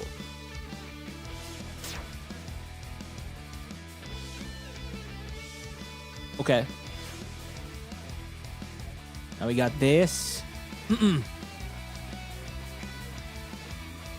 wait, let me check. Does he have any items? Wait. Okay. So, Ruse, you go over here. I'm going to check your items. You got Zephyr, you got the Halberd. Zephyr. A great listener and a monster hunter's best friend. Once found in an abandoned cathedral, it was unknown if it was displayed there as an object of worship or sealed away from Elysium's surface in fear of its destructive winds claiming another host. Halberd. A versatile weapon capable of attacking from a variety of angles and styles. So this is like a range of 2. Oh, it's sort of medium range. A butcher knife. A solid backup weapon that prioritizes speed and precision over overwhelming might. Great against people, less so against corruption beasts. Ayo! It's like The Witcher! Rusader, an uncollected bug bounty that eats rocks and gems. Definitely not the cutest little freaks you've ever seen. Passive. Interesting. Healing potion. Okay. Bog standard healing potion. Okay, let's see what we can do. Let's check our skills. Iron Will. For 1 turn, Ruse cannot be brought below 1 HP.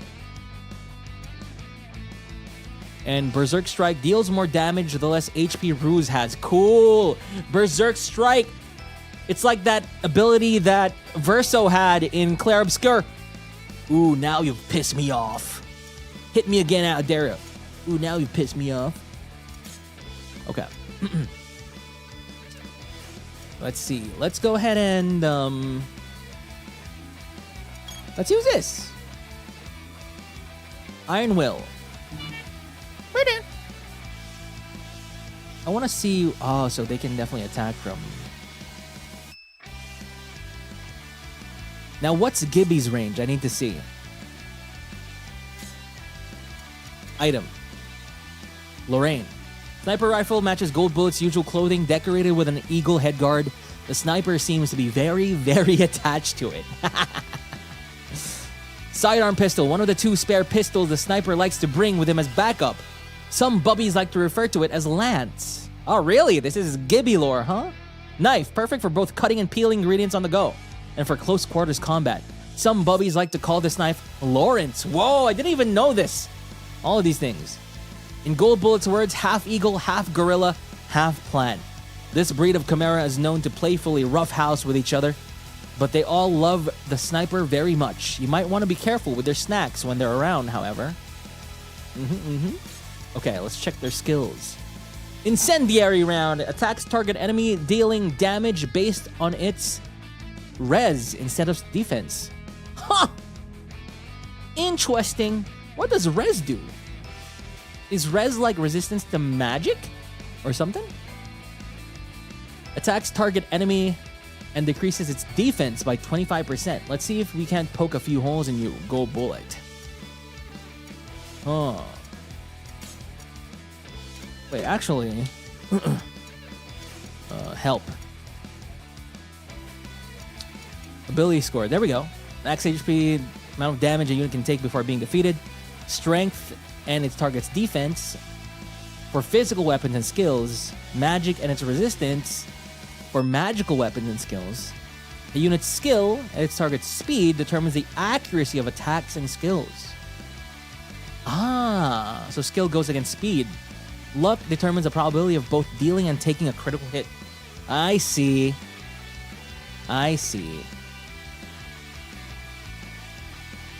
Now, I know these guys have a range of that, but Gibby is pretty strong. Oh, see? Gibby's pretty strong. Let's go here and talk. Oh, shit, not again. Ruse grimaces, hefting Zephyr over his shoulder as he kneads at his temples in discomfort. Ruse, you good? Look at that face! This art is so good! The art people have is so good! Look at Gibby's art! I didn't even check Gibby's art when we started, I forgot! Look at his art! It's so yummy! Yeah, fine. Just haven't been blinking much is all. Don't sweat it. Wouldn't say no if you've got a headache cure in one of your little tactical pouches, though. I kept telling you those stamina potions at 3 in the morning were gonna come back to bite you in the ass one day.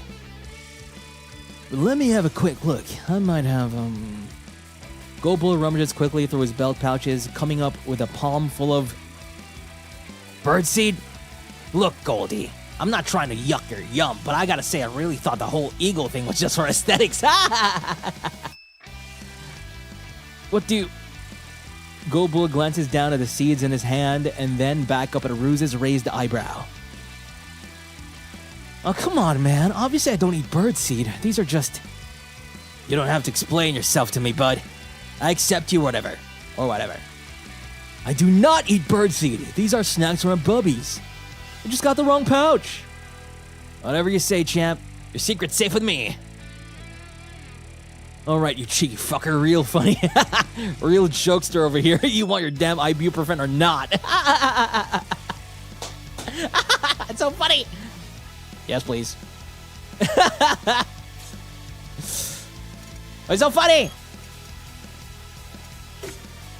I'm gonna check out magic, resistance, defense. They're the same. 15 and 15.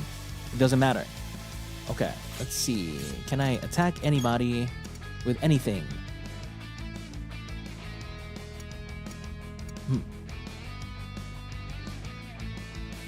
Let's try this. Oh, I can attack it from, like, how many boxes is this? 1, 2, 3, 4. The range is 3 to 4. Cool. Now that guy's defense is down. Gain 18 experience. Cool. Now it's time for Octavio. Now, I don't think I'm going to attack with Octavio yet, but we'll see. Let's check out the items. Baton and strings. A strange artifact that is latched on the puppeteer, which he keeps close. With the strings that bind, he can restrict and capture enemies, especially those afflicted with corruption. Always handled with literal and proverbial kid gloves. Shut up. Time for the goat!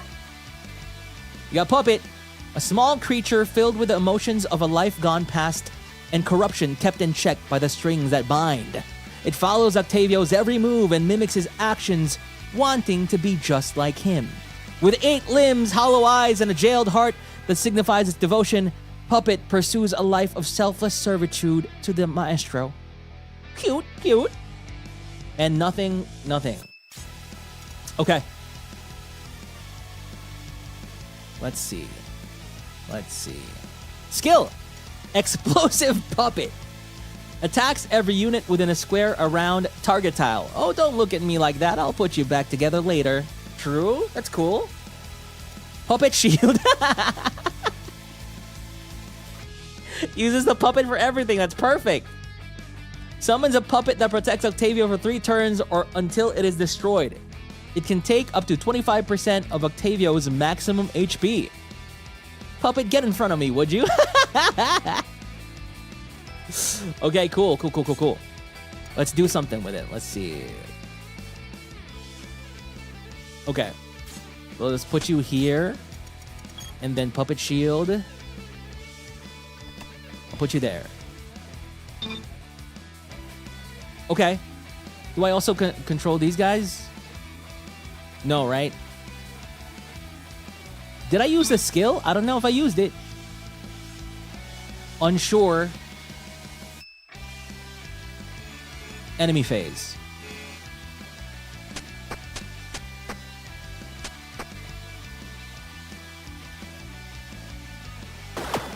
Ouch. Oof. Oof. Damn. Give me my dialogue. Ruse leveled up. Swinging this old axe around just gets easier and easier, don't it? Kill him. Okay.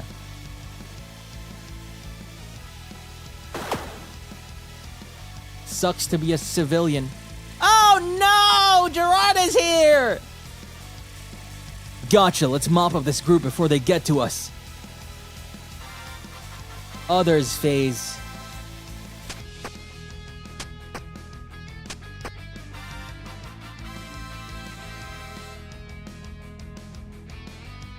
Okay.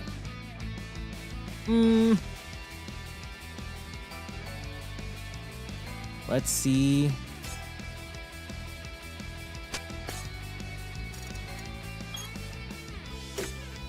Back.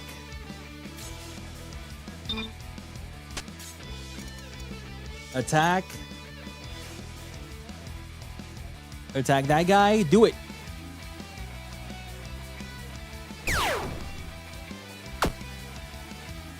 Yippee! Cool. Now Octavio goes here.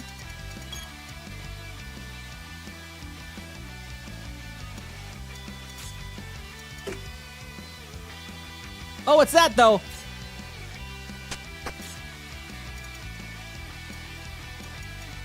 Item. Attack.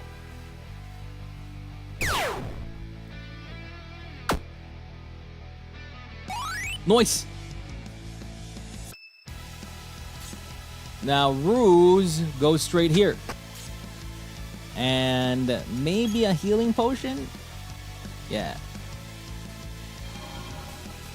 Recovers 5. Cool. Yippee! How about you, Gerard? How about you use Desperado?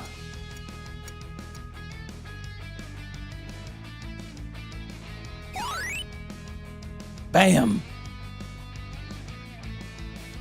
Okay. Now we end our turn. Huh. Did that corruption beast just drop something? Something shiny lies discarded in the dusty ground. A fragment of a dark metal band glinting in the desert sunlight. Cautiously, Octavio drops to his knees, poking at the object with the tip of his baton. Never thought corruption beasts came with particularly deep pockets, or a taste for jewelry, for that matter.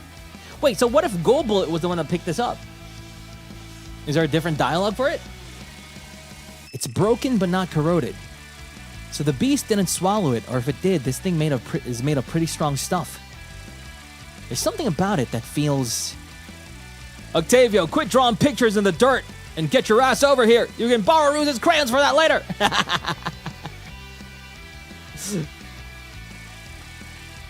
No, the fuck he cannot! The shouting snaps Octavio out of his reverie, but a furrow remains between his brow as he regards the delicately twisted metal. What is this? What is this? Will we know in the demo? We probably won't! I guess I was imagining things. It's probably nothing. He straightens up with a flourish of his coat, leaving the broken trinket where it lies. You know, if you all missed me that much, you could have just said so. I love my sprite so much! Attack Gerard, do it. Oof! I think this is the end for me. Okay, do something, civilians. Oh, they're just gonna... Okay, they're just gonna... Go away. Okay, let's do something fun. You go here. You can't attack anything, right? Let's go defend. Now you just go here and talk to Go Bullet. Hey, Ruse, got a minute? Ruse wrenches his axe free of a corruption beast's body with a thick crunch and an oil-slick spatter onto the dirt. Kinda busy, Goldie. These fuckers just keep coming. I know, it's just... That's the weird part. There's so many corruption beasts here. An outbreak of this size, something ain't right. Now you mention it, yeah. More outbreaks lately. Bigger. Bounties coming in faster than we can hunt him, feels like. Exactly. And I mean, not really complaining. More coin for us and all, but... Makes you wonder. Are all the other hunters just slacking off or what? Ooh, interesting. What's going on? Iron Will for 1 turn, so that's already done. I was scared that the corruption beast might hurt really bad, so that's why I used that Iron Will. So let's defend for now. Gerard, can you go here and talk to Ruse? A haze hangs over the battlefield, all dust and gunpowder smoke and corrupted smog, and amongst it the heavy thud of a wounded beast faltering. The creature snarls, spits strings of digital tar and black blood. Wow, the descriptions! But its body refuses to rise from the dirt. Somewhere within the haze, a gun cocks. Well. A shining silver barrel kisses the cracked bone of the corruption beast's mask. Yellow eyes gleam through the dust. Looks like this is good night for you. The beast growls, guttural, glitching. Gerard's clawed fingertip tightens on the trigger. When suddenly a blade cuts the air in one perfect arc through the air, the beast's body, and finally out the other side. The beast collapses. Wow, did they do like a synergy attack? Gerard's bullet hasn't even left his gun. And that's another one for me. Ruse, what the hell? I had that in the bag! You snooze, you lose, Gerard. I don't know what else to tell you. Maybe if you hadn't wasted so much time sweet-talking the monster, I wouldn't have gone into KS. Sweet-talking? Oh, shut up! I was having a cool moment! To what audience? You, yourself, and the monsters? No, I mean, you heard it too, Ruse. It was cool, right? Sure it was, buddy. Real impressive stuff. Keep it up, I'll definitely be able to bag all the rest of your kills while you're at it. Yeah, synergy attack, synergy. Kill, stolen. It's like Gimli and Legolas. So now the interesting thing I found out, now that I've done that, I can go back and attack. Oh, wait. And go back, and Gerard, finally get your kill, please. Get your kill. Lucky chip, attack. Boink. Level up. I feel stronger. I knew drinking all that milk would pay off. Okay. Now, as for me, I go back here and I just relax. Defend. Oh God. Why are there so many? Are you sure we can even beat this in the demo? Kill these and we break their morale. Just one more push. Oh no, they're all incoming. Welcome in.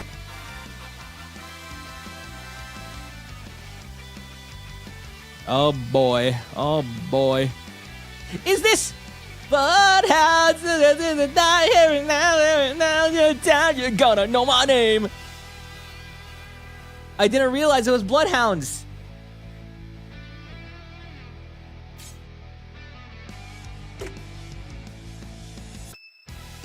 Okay, let's do something here.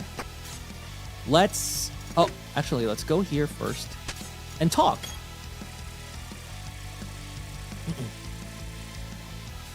Jeez, it's so goddamn hot out here. How are you holding up, Octavio? Huh? What do you mean? You're wearing like 50 million layers right now. I can't believe you're not overheating. Octavio shrugs. I'm not any more covered up than you are. Are you sure you're holding up all right in that? You've been rocking it, it goes hard? Yeah, it's so good. I love the little ting sound at the end too, of the verse, or the chorus. What, my shirt is tactical gear, Tabby, breathable, lightweight, all that good stuff. You could probably get a fit like this for you too if you wanted. It took me forever to find a decent tailor this far into the Badlands, so thanks, but I'll pass. Suit yourself. Sure you don't want at least a swig of water or something? Quench your thirst? Octavia's eye visibly twitches at the last part. Not the quencher! Not the quench reference. That's a very deep reference in there. Not the quench. The pineapple quencher. God damn it. Quench. Ugh. Bloodhound, tonight is a night. He flounces away without another word, leaving Gold Bullet puzzled. Was there something I said? Oh, why is it so good? Why is it so good? Let's defend. Now you go over here and talk. Sheet music, sheet music. Octavio rifles through the sheaves of parchment stored in his hip satchels, frowning. You lose something, Tabby? Yeah, my latest composition. The battle's given me so many good ideas, but I just can't find the damn page I was writing it on. Oh, maybe this is, The piece of paper Octavio produces is not only significantly more tattered than the rest of his notes, but also features a rough illustration of... Is that fan art of me? Hey, let me see! Oh wait, that's Gold Bullet. Is that fan art of me? Hey, let me see! It's not fan art. Well, I guess it sort of is, actually. I swiped it off the bounty board in the last town we were in here. Here. Octavia hands the flyer over. Wanted, dead or alive, Gold Bullet, reward value. Damn! That's a shit ton of cash! What do I even do to these chumps? What the heck do you mean, what did I do? If someone put a reward like that on my head, I'm pretty sure I'd remember why. Look, you do the hunting thing for a while, piss off enough people, it all starts to blend together. But still, Yeah, the damn! Damn! There's a footnote, just there, look. Oh, let's see. Warning, approach with extreme caution. Target is both exceptionally dangerous and extremely tall. What? Tall? That's what it says. Man, they always gotta bring my hiding to it for some reason. I'm gonna get self-conscious. Okay. Let's defend for now. Okay, now what's your range? You're over here. Chill over here, please. Also, do a little healing potion. Oh wait, twin pistols. Gerard's main weapons for combat originally belonged to his father until Gerard stole them from their family armory. Dual-wielding his pistols, he rains down bullets upon his enemies. If one misses, the other one is bound to hit the target. Probably. Sorority, small and spherical dinosaurs that follow right behind their charismatic leader. They are usually found in a pack and are fed a meager diet of breadcrumbs, often mistaken for balls, owing to their puntability and durability. Let's go ahead and, actually, no. Let's go here, then talk. Ah, help, get off! What the hell are you screaming about now? Ruse, thank fuck, you gotta help me. There's something in my coat. Ah, it's on my neck, I can feel it. All right, stop hopping around. I'll see if I can get it, you big baby. I'm only still just get rid of it. What if it's venomous? What if I die? Anything small enough to fit in your coat collar probably can't kill you instantly with its venom. Quit freaking out. They can't? Nah, you get some kind of advance warning. Pain, probably. I heard organ failure hurts a bit. Organ failure? Oh, fuck, bro. Get up. Hey, cut it out with the squirming. I was just fucking with you. Yeesh. Besides, I got it already. Look. In Ruse's outstretched palm sits a tiny beetle gleaming iridescent green in the desert sunlight. Gerard frowns. Aren't you worried about it biting you? Get rid of it already! Damn, leave the little guy alone. He's not gonna bite me. And I'm not getting rid of him. Ruse tucks the beetle into the depths of his own coat with a light pat to the fabric. Bug time. I'll find you something to eat later, bud. Something way tastier than munching on an overgrown lizard. I heard that! Oh? Cute! Okay, so now we know the range. Let's chill here for now. Right? Is that correct? We chill here. Is there a feature to like toggle every enemy's like range and attack range? I wonder. Can't talk anymore. We've already used all of it. So let's just defend.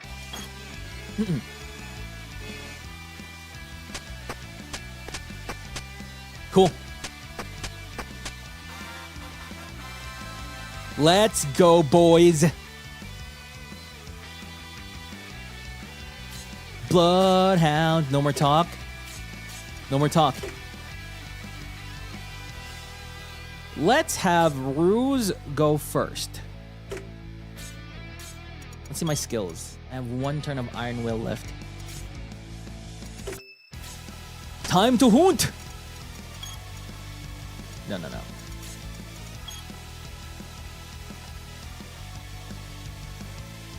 Ooh. Ouch.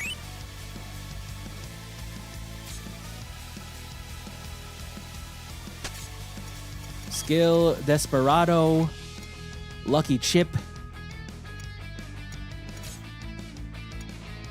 Actually,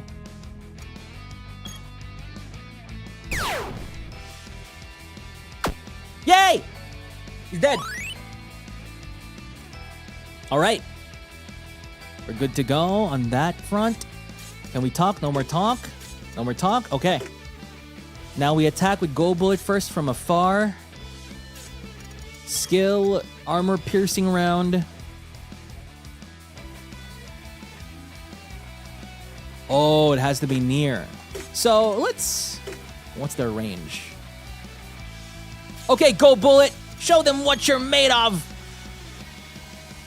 Oh, right. It's just 3 to 4. So...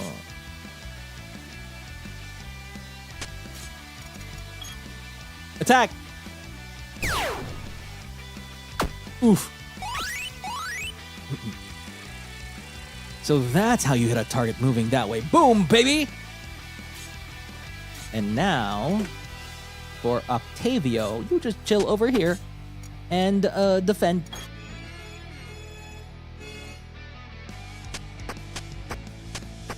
Good.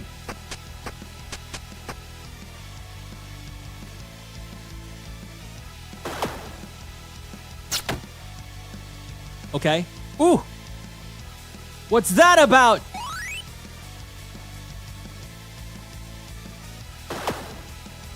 Oof. Swinging this old axe around just gets easier and easier, don't it? Oh my god! Oh my god! Whoa!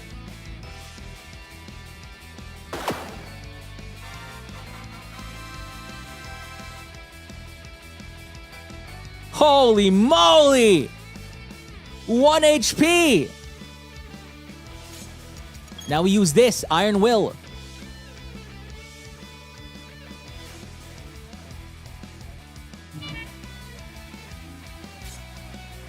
Now you stay far away.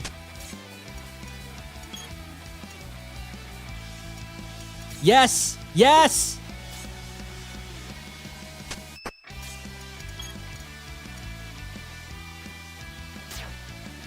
Cool. Now for us.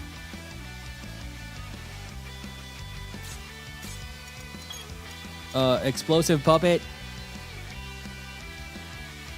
Nice. Damage all of them all at the same time. Was that puppet? You think I've gotten even better at controlling you?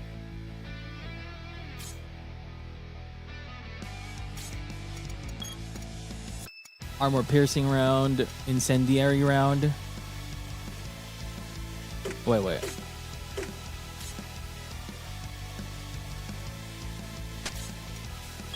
Attack.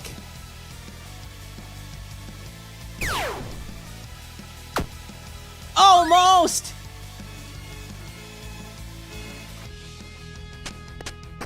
No! No! Okay. They didn't attack Gerard. No!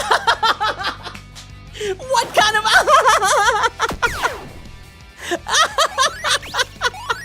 What? Huh? Is this scripted? Is this scripted? That's so good. It's not? Can you imagine? Gerard's like, Ruth, they're gonna attack you next turn, so here's luck. So you can get a crit. And then they just went to go and attack Gerard instead. No freaking way! No way!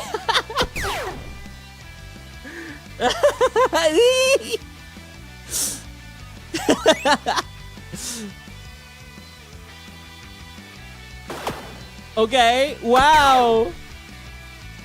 I couldn't even use Desperado now! I feel stronger. I knew drinking all that milk would pay off. Now this is where I'm scared. Ooh, that's big damage! Now this is scary. This is scary. No! Puppeteer, Bick! What? Get puppeteered, Bick! Oh no. Get puppeteered, Bick!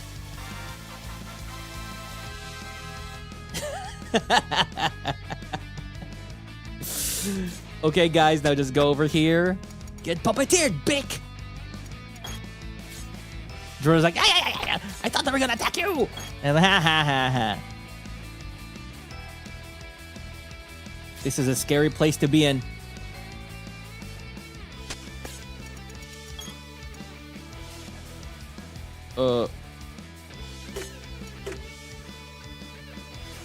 Let's see.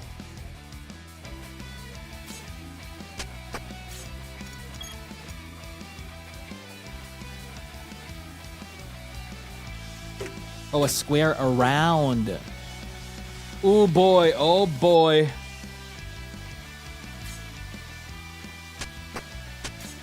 Wait. Let's see our options here. Incendiary round. Is this an AoE? No, it's not an AoE.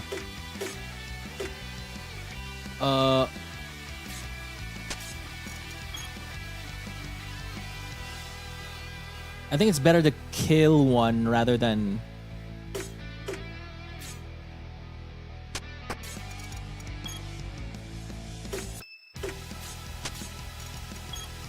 Get the fuck out of here. What?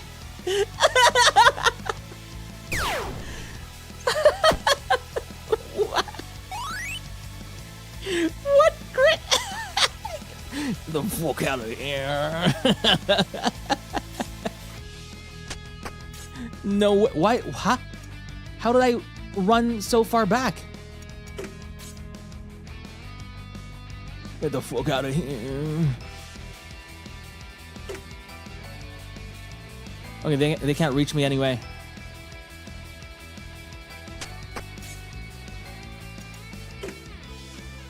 Can't reach me from here. Can't reach me. Okay. We're safe. Let's defend.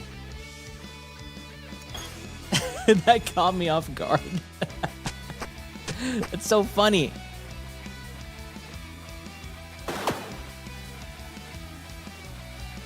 Aww.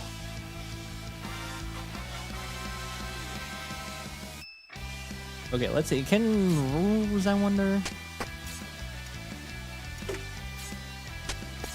Talk. Excellent work, my puppet. Now come back to me. The large patchwork creature looming over a freshly felled corruption beast turns its head, hollow eyes meeting Octavio's.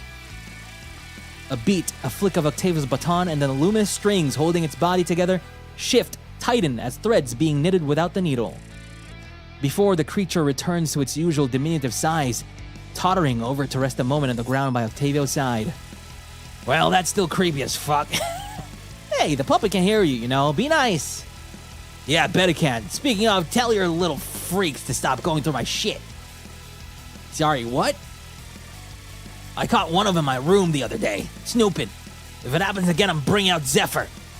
Well, that's not my fault. I've made it very clear that they're not to leave my room unless they want you to destroy them and sell their masks for change. Great, because... Wait, what? You're just totally fine with me putting down your pet abominations like it's nothing? That's messed up, dude. Damn, now I feel kind of bad for them. Hey, stop putting words in my mouth. That's not what I meant, Ruse.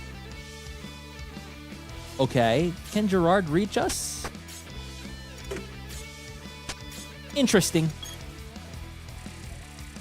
Gerard, did I just catch you yawning? Gerard glances up from where he had indeed been smothering a yawn into his sleeve to glare at Octavio. Maybe. So what if you did? I took second watch at camp last night. Of course I'm a little tired. Oh, I know you did. It's just that I'm a bit of an early bird, and well, when I got up, you were asleep at your post, out like a light. So I'm just surprised you're still tired. Did you know infants need about 14 hours of sleep a day? Shut the hell up! I'm not a baby jerk. I didn't mean to fall asleep and watch, okay? It's not like you've never done it before either. Who knows? You'd have to stop waking up 10 minutes before we pack up camp to catch me in the act. Well, maybe I will. Aww.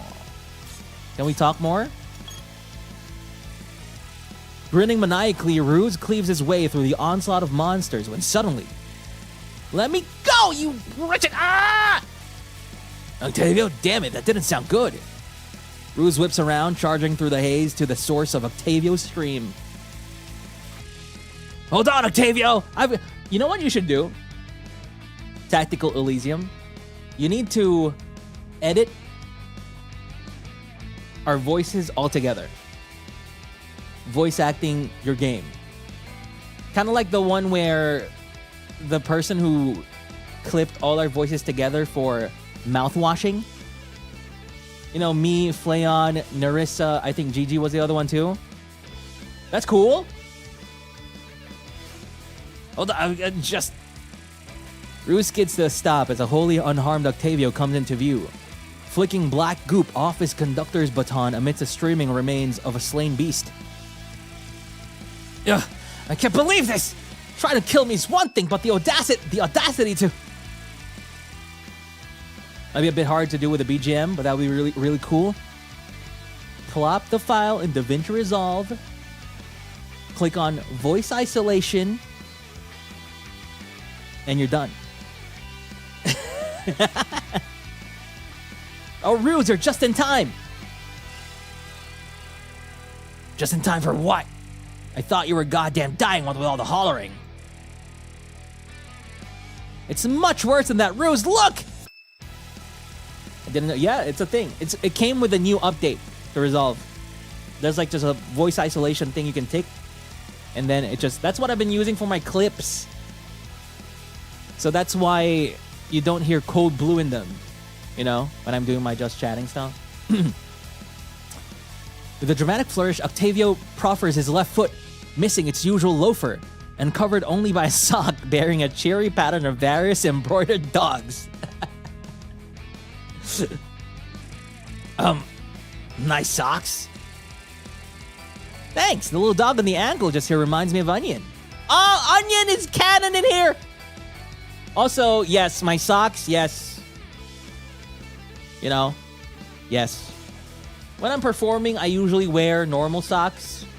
But my usual everyday socks,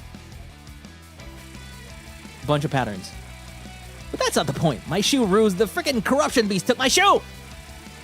Didn't know corruption beasts were in the market for footwear. Well, if it was, it should have known better than to swallow the shoe whole while it was chomping at my leg. I kicked free, but I checked the beast's remains. Stupid corrosive guts dissolved the leather already, I think. They were so expensive. Ugh! Look at the bright side. You're about to get really good at hopping. Damn it.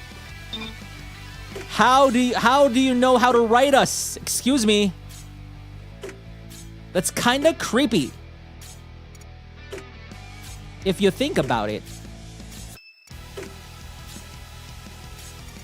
Can't talk anymore, can't move anymore. Okay. Can't move anymore. Okay.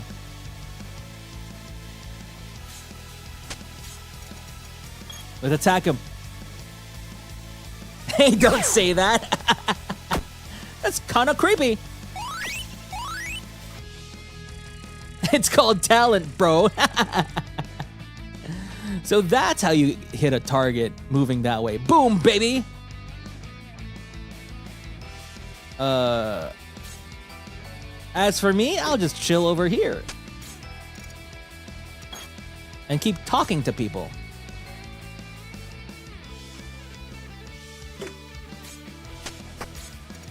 Can't talk anymore. Can't talk anymore. Can't, no more talking. Tactical Elysium. I don't know if it's a bug or something, but I feel like I've been traveling so much with the characters. Unsure. Like, I'm pretty sure Gerard started here and now he can go way over here or something. I'm not sure. I can't tell. But we'll see. I'll check on the next turn. We'll see what's up. Let's defend. Defend.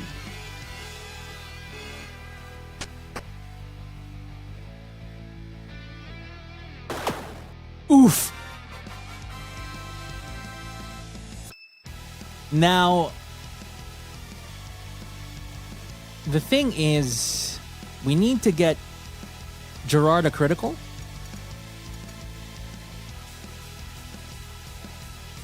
Gerard Gold Bullet needs to talk. Gerard Gold Bullet. And Gold Bullet Gerard, okay. Gerard needs a critical.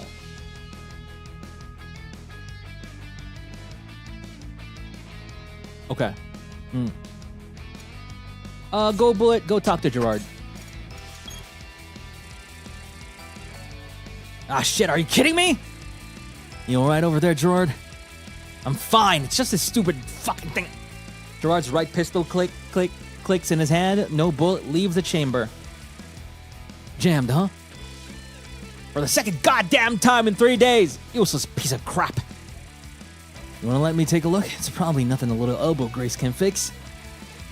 I've tried that, but sure, I guess. Knock yourself out. At least flick the safety on before you hand me that thing. Or hand me that thing. Oh, right, sorry. Gerard watches with interest as Gold Bullet takes the gun from him, handling it as easily and efficiently as if it were his own Lorraine. Several sharp clicks later, the pistol is back in Gerard's hand. Should be good to go now. Magazine wasn't fully seated. That was sick, Gibby! Where'd you learn to do that? Gold Bullet blinks at Gerard slowly and then heaves a long-suffering sigh. Gerard? Yeah? When we get back to the tavern, please let me walk you through basic firearm maintenance for my own peace of mind. Right. He owns 2 guns and is like, how'd you do that? How'd you do something as simple as that?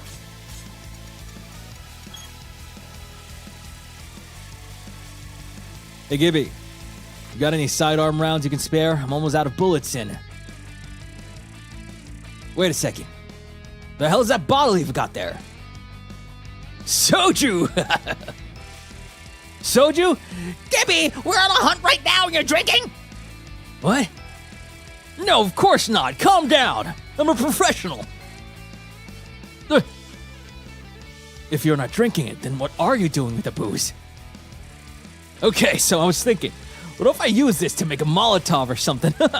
One little firebomb hurled into the middle of all those beasts, and boom! Peach-flavored victory! Gerard stares at Gold Bullet for a moment, eyes narrowed in thought. Look at his face! Give me the damn bottle. You want to help out? Sure, here you go. No. The bottle is barely in Gerard's hand for a second before he unceremoniously upends it, tipping the soju out into a liquor-scented puddle at their feet. No! No, Gerard! I swear, I wasn't gonna drink it! What are you doing? Stopping from lighting yourself on fire again, dummy! The last thing you of all people need is to be messing around with the matches and soju together! It was one time! One time! It was twice in a row, and you know it. Okay, fine. It might have been twice.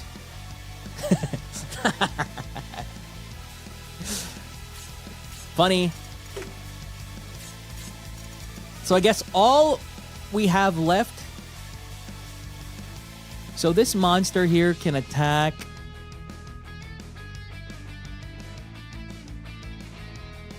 until here. So, Octavio, why don't you go here? Wait, why don't you go here instead? Then Gerard, can you please lucky chip yourself? You can't lucky chip yourself?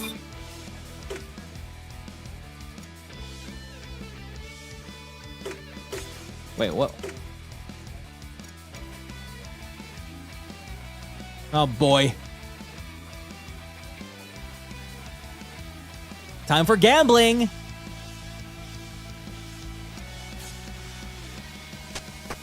Time for gambling. No!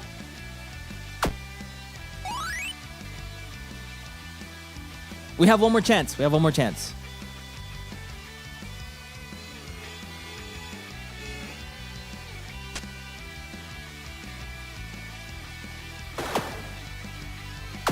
Oh no! The rest of the corruption beasts are fleeing. The day is ours. The day's good, but what I really need is a stiff drink. Stage complete. Ooh, what in the NES? The final corruption beast hits the ground with a dull thud, its inky form sputtering broken, coated into the dust. A tenuous quiet fall. Ooh, this music falls on the settlement in its wake. Gerard straightens up, blowing smoke from the barrel of one of his pistols. Self-satisfaction drips from every inch of him, despite the handful of rather noticeable fresh tears in his attire. And that's how it's done. It's unclear who he's addressing. The townsfolk are only just starting to filter back into the streets, and none respond. I don't think they're listening, Gerard. Maybe you should say it again. Really? All right. I said, that's how it's... Just messing with you, by the way. Well, oh, fuck you, Octavio. Gerard kicks a rock at Octavio, which he neatly sidesteps, snickering. Meanwhile, Gold Bullet slings the rein over his shoulder and hurries over towards some of the residents who had been caught in the fray. Hey, everyone all right over here? No injuries? Ah, my ankle, it's... Shh, hold on. Let me see. Gold Bullet drops to a knee and carefully inspects a woman's injury. Looks like it's only a sprain. Octavio could probably brace it for you, but... Octavio's already breezed past them, more interested in picking over the remains of the slain corruption beast with clinical efficiency. Yes! Yes! As if. Honestly, you're better off not asking that little freak for first aid at all, considering. There's a distant clink of metal on glass as Octavio deposits a piece of glitching black something into an amber jar. Ruse grimaces. Hell yeah! There's no help in here. Yeah, there's no help in that. Yeah. Anyway, Rose, we should get these people out of the streets. Can you help me out? Some of them can't walk. Oh, I guess so. Rolling his eyes, Ruse turns to one of the other injured. Give me your hand, come on. Anytime would be great. It's not like we've got all goddamn day. Sorry? Damn. As Ruse and Gold Bullet get to moving the injured, an official-looking man strides up. I like how, you know, we basically saved them. But in actually helping them, we're like, can you get up? It's taking all goddamn day. You know?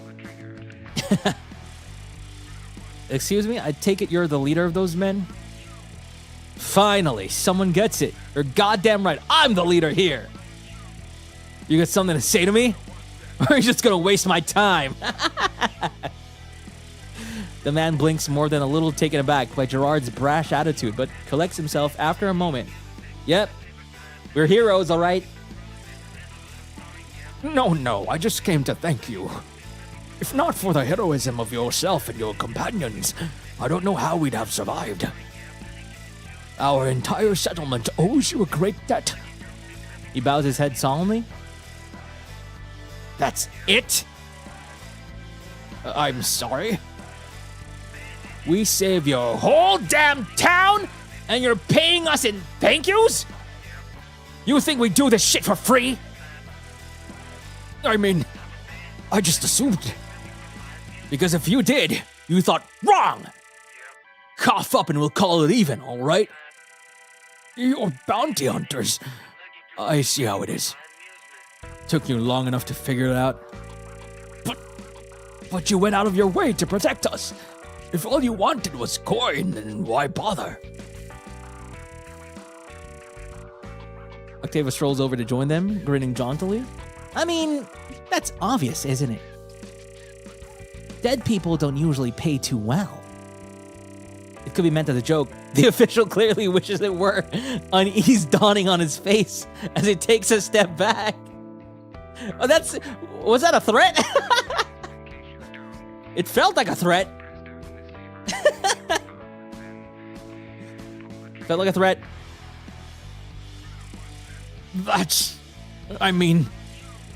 Oh, for fuck's sake!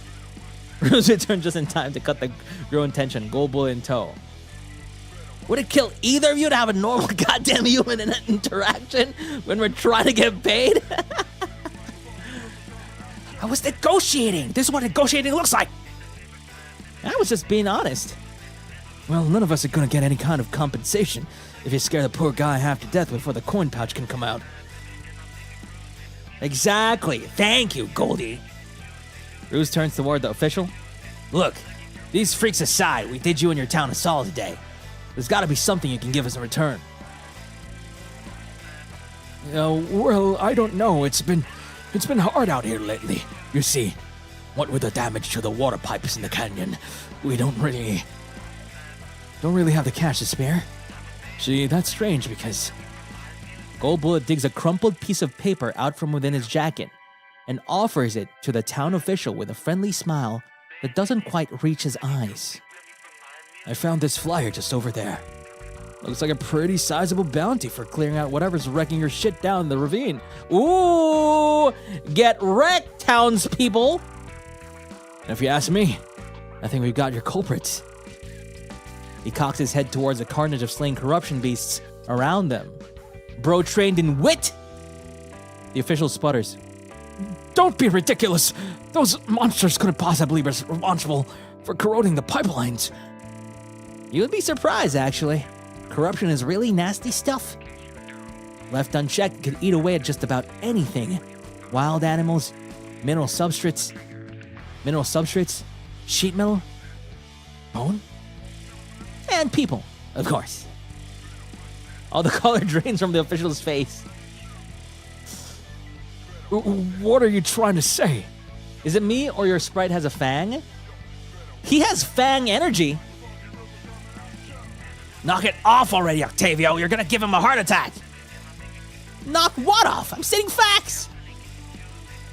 You know exactly what you're doing, you little lunatic.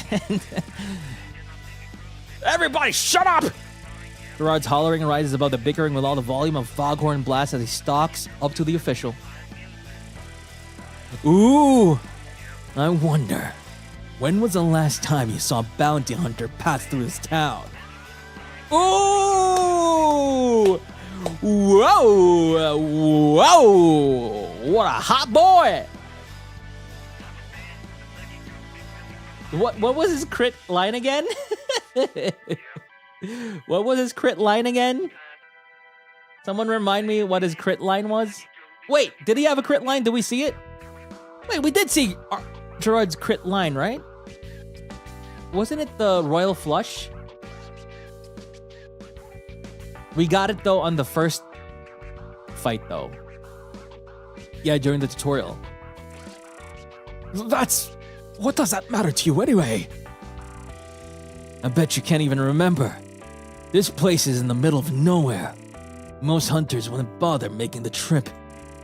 So you tell me, what happens when we, I don't know, let slip that you people don't pay your dues? Oh, there are multiple voice lines, I see. What happens next time the corruption beasts come knocking? Who's going to bail your asses out then? You're full of it! Gerard shrugs, eyes glinting reptilian gold. When it comes to gambling, you do not mess with me. Oh yeah, I thought it was gonna be the pregnant one. I thought it was the pregnant one. Maybe I am, but do you really want to risk it? Scam us today, we might be the last hunters you ever see. Pay up and your shitty little town becomes worth our time. It's your choice. A long tense moment follows Gerard's ultimatum hanging in the air between them. Nobody speaks, nobody moves. The official's eyes flick, hunted, between the four others and the bounty flyer in his hand. Until finally he heaves a sigh, relenting. Fine. The bounty gold is yours. Wait here. He turns sharply on his heel and strides off down the street, fist white-knuckled where he holds the flyer. Goldbull lets out a low, impressed whistle. Whew, through his teeth. Damn, Gerard, with a smooth talk. Never knew you had it in you. Well, you know, no big deal for someone like me. Comes completely natural. Yeah, the writing is really good. If it comes so naturally, can you lead with that next time and skip the shrieking your head off part? Please, my ears are still ringing. Oh, shut the Gerard breaks off abruptly as the official returns now, holding a weighty coin pouch and looking exceptionally unhappy about it. Your bounty, gentlemen. Take it and be on your way. We wouldn't want to inconvenience you any further. Before the official even finishes speaking, Gerard has the pouch in his hands, a smug grin spreading over his face. This is all of it, right? Nothing missing? The official's eyes twitches in annoyance. That is the full amount, I assure you. Unless you'd like to count it out yourselves. Tempting. But I'll trust you this time, since you've been so very hospitable. How gracious of you. Now, if you'll excuse me, I have business to attend to. Despite your aid, the scale of the damage is still rather severe. With an air of finality, the official turns his back on them once more and begins to march away. But... Wait, hold up. What now? Aren't you even gonna ask who we are? So you can tell everyone just who saved your fucking skins today? And then you'll leave? Cross my heart. Fine. Who are you then? Well.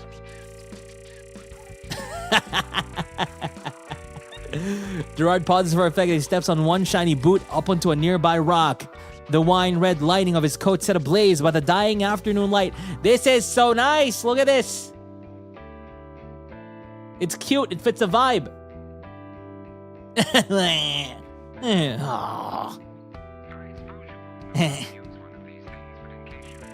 Behind him, Octavio, Gold Bullet, and Ruse roll their eyes.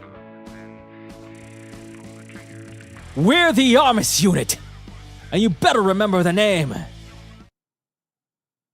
No! What is this art? Holy crap, look at that. Whoa! Whoa! Whoa! Whoa! Whoa! Ah! Wow! Wow! Huh. Wow. What is this art? Oh, look at that foreshortening. No, why is it over? Why is it over? Can we scroll up, please? Oh my God. Magni's pose is so good here. Look at what the foreshortening. Look at that. Look at that. Look at the distortion. Big feet. Because it's closer to the camera. No, why is it over? Why is it just one thing? One battle. It should be 10 battles for the demo and then 100 for the main game. What are you doing, Tactilism? Give feedback. Give feedback. I need more. I can't believe it's over. What the hell? This... Okay. First off, the art, the aesthetic, the choice of you know, even the menus, the fonts in the menus, the amount of details in like you even had like a little codex and some help tips in it too, and the item descriptions, all peak, all really good. Yes, music, it's all so polished. What's going on here? Why is it so polished? The art, of course, the artists. I love this main like splash art. And also that last art. What the hell is up with that? And even the CGs in between. Even all the sprites and everything. God. What? And I thought Protostar Twilight was incredible already. But this is just, whoa. Whoa. Whoa. You even got like the sprites even for the battles and everything. And, you know, you got the different crit, like, art as well for it. And the different voice lines as well. But one thing I think really just is insane, like insanely detailed, is the writing. What the hell is up with that? Huh? Like, bruh, you should write for like Claire Obscure or something. What's going on? What are you doing writing for HOLOSTARS Armis? Go to freaking Square Enix or whatever. Go to like write for Hideo Kojima. I don't know what's going on. What's going on? What are you doing? What are you doing? Like the characterization, you know, of the characters, right? The characterization is so on point.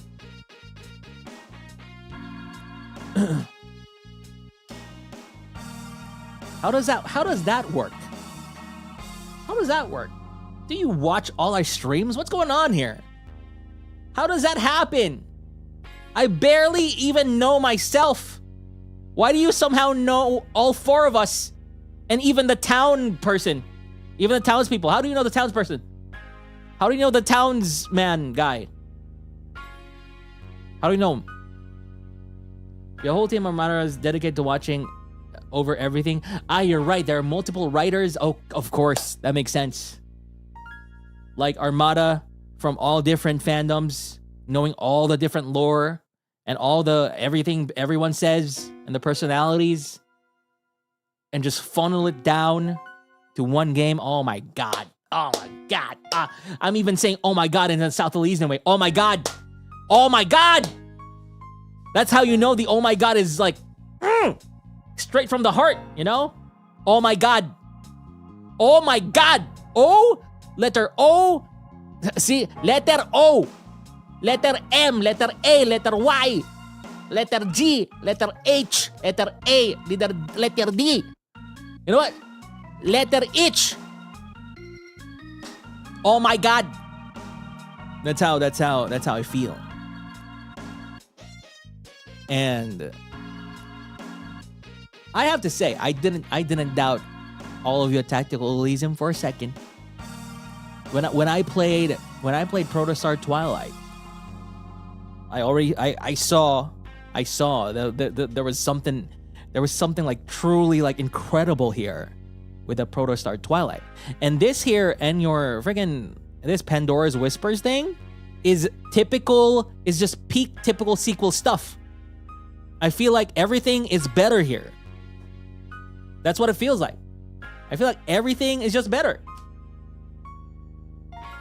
And that's typical with sequels, especially in video games, right?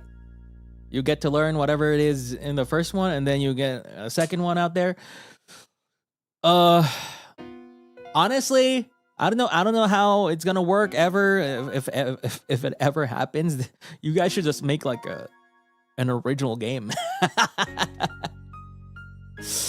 After this, you should just consider making like an original thing, but also make more HOLOSTAR stuff. You know. We can say though, Protostar was roughly 4 hours of gameplay. Pandora's Whisper is going to be 10 plus hours minimum. Lots of writing, lots of happening. Yes, yes. How are you doing all this? I can't. I cannot comprehend. I cannot comprehend how any of this even gets organized. You know? I get it when there's like, you know, a company and then you got like employees. You got employees. And so they are required to work because you're getting paid, right? But this is more or less like a passion project, right? But I guess that makes sense in its own way. It's a passion project. That's why it's just being made in the way it is, like super polished, super high quality, and exactly the scope, the length, and the, you know, the quality that it needs to be. And so yeah, I'm clapping. I hope the noise reduction thing isn't stifling my claps. Let me turn off my noise reduction.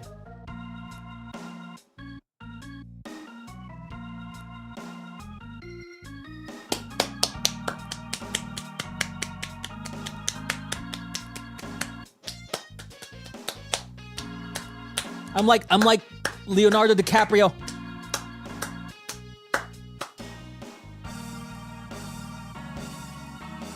Those are definitely my ass streaks.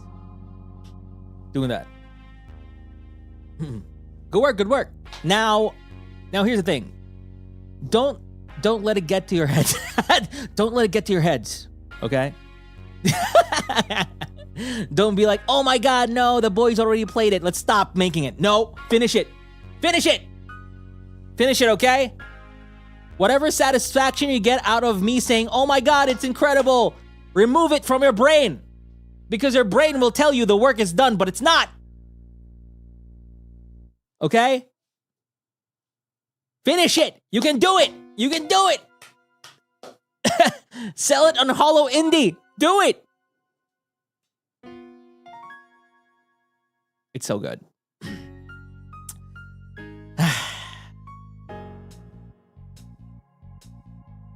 Put it on PS5. Put it on PS5. It's probably difficult to put it on PS5, but you know. Put it on PS5. Put it on PS5 and get me to help you write the trophies for it.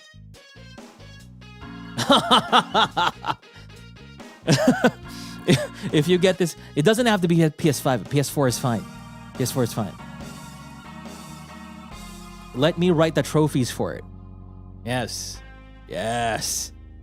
Get a platinum trophy in there. We're gonna name those trophies and we're gonna determine challenges for it. It's gonna be amazing.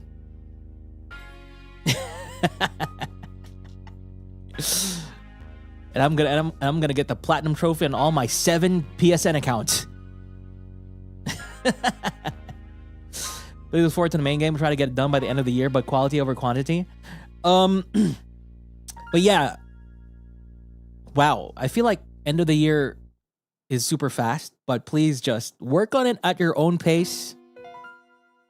You know, one of the things we don't want you guys to experience is burnout if you're really working on getting to a certain date.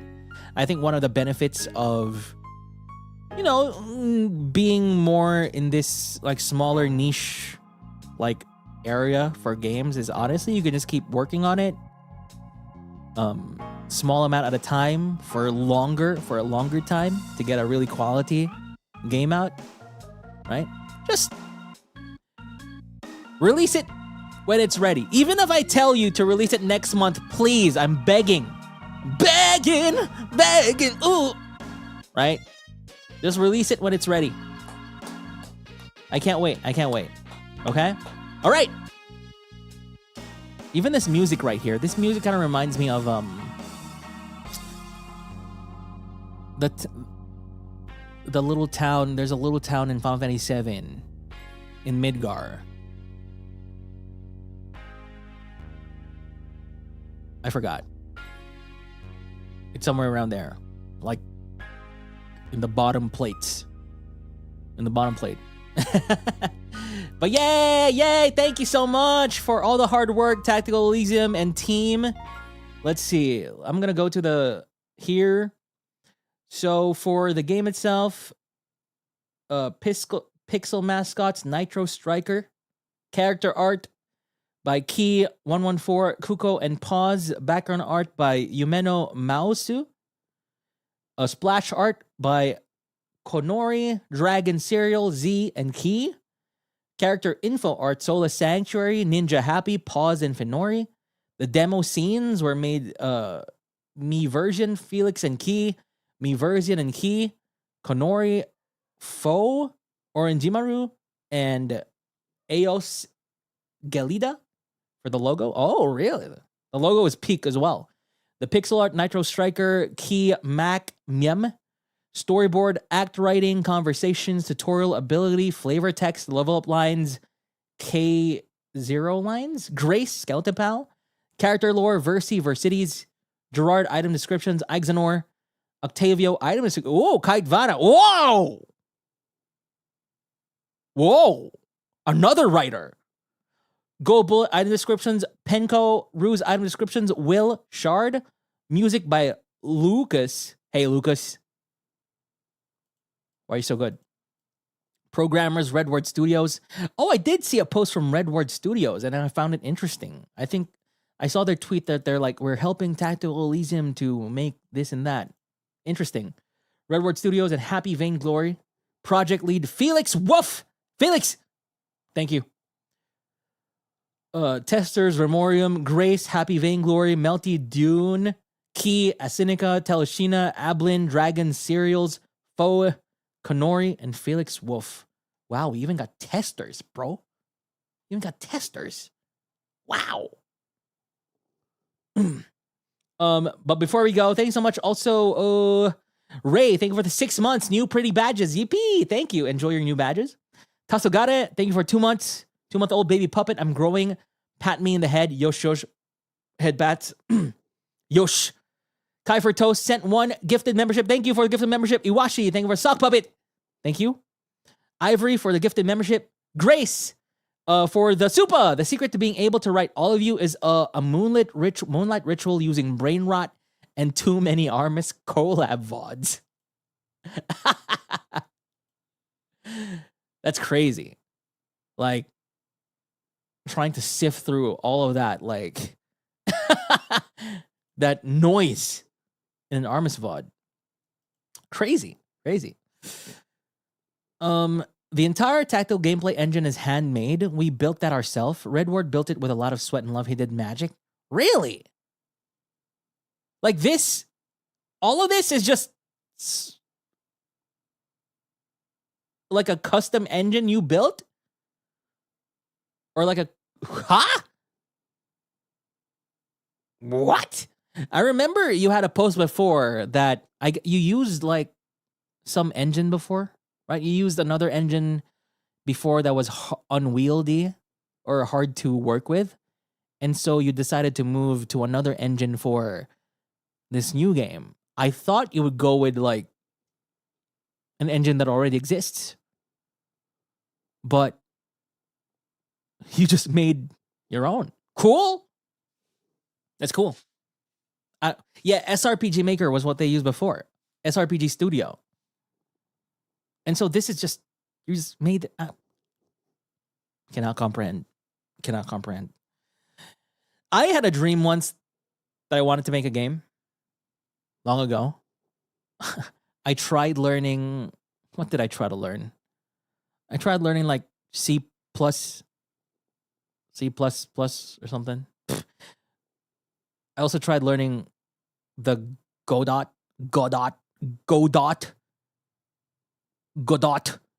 engine. Whatever. Just tried learning. Impossible for me. I was like, I think I'll just leave that to other people. Let me just leave that to other people. That's too difficult. But yeah, is it C++? C hashtag? I don't know, but it would start with C. But yeah, I'm so excited. I'm so excited to play the final game. C#. Yes, C#. C hashtag. Wow, I truly live in 2025. I really live in 2025 using 2025 words like welcome in. Okay. I also need your soundtrack in a vinyl. If you could get me the soundtrack in a vinyl, that would be perfect. All right, guys, everybody, thanks so much for watching. I'm gonna link you the link to the game. I'm gonna give you the link to the game. Please play it on your own if you want. This is the demo. That's a link for the demo. Download it, play it, but most of all, please, after playing it, if you want, but it's recommended, I urge you to do it, post about it on Twitter, right? Who knows who'll see it? Just post about it. And the Tactical Elysium, like Pandora's Whispers, Armis, HOLOSTARS. Look at this cool SRPG. You know, search engine optimization the heck out of that post. But please do post about it. Post all the positive stuff, of course, and also give feedback for things you'd like them to work on. I don't know if the thing that I found out was a bug, though. Maybe you guys can check it. I feel like I'm getting twice the amount of space to move. Like when I move to a place and I press back, I feel like somehow it resets the counter for how many tiles I've moved, so that when I press the character again, it looks like I can move again, like even farther. So I don't know if that's an issue, but yeah. But thank you for watching. And who can we raid? Let's raid Nix Voltaire. That's new. What is Nix Voltaire doing in my time zone? What? Huh. Interesting. Oh, by the way, everybody, tomorrow I'm going to be releasing my T4 voice pack / original song. Okay? It's going to be releasing to T4 members. It's called Deafening Quiet. It's the first episode in this new world that I made that I live in, that started from my outfit reveal. It's the start of a new arc, basically, in the story. And every release from this point on is going to have an original song attached to it. And the goal is at the end, we can get a little Anathema concept album in the same vein as something like Epic the Musical. And the original songs that are going to be included in it are all made by me. And for now, all the music is going to be stuck in T4. But, of course, I still want to release it sometime to the wild in the future. But maybe in the future, I could release it to the public when it's old lore. When it becomes old lore. Or maybe I can release it with something maybe as an album release on Spotify or whatever, or on vinyl, or we'll see. We'll see how it goes. But yeah, tomorrow, T4. I'm thinking of doing a little stream leading up to it. Not sure though. I'm thinking of doing a little stream leading up to it. Maybe I can move my little music making to before the T4. I just realized that I don't have anything before the T4 release itself. So I might do a Zatsu stream right before the T4 release. Just to have a little gathering. Hey, that's cool. There's a T4 thing going on. Cool. And maybe sing a little bit. Maybe something like that. Maybe just a casual singing stream tomorrow. And then the T4 is going to act like a premiere at the end of it. Right? Maybe something like that for tomorrow. Something chill. Okay. But everybody, is it T4 Menchie stream? No. The stream itself is going to be public. But the actual voice pack, of course, and the song are going to be T4 for now. But everybody, thanks so much for watching. And we're going to be rating Nick's Voltaire. Please say hello. He's with his Donkey Kong, whatever game that is. And let's see each other again and again until infinity. Good. Bye. Just kidding, let me control you. Yeah.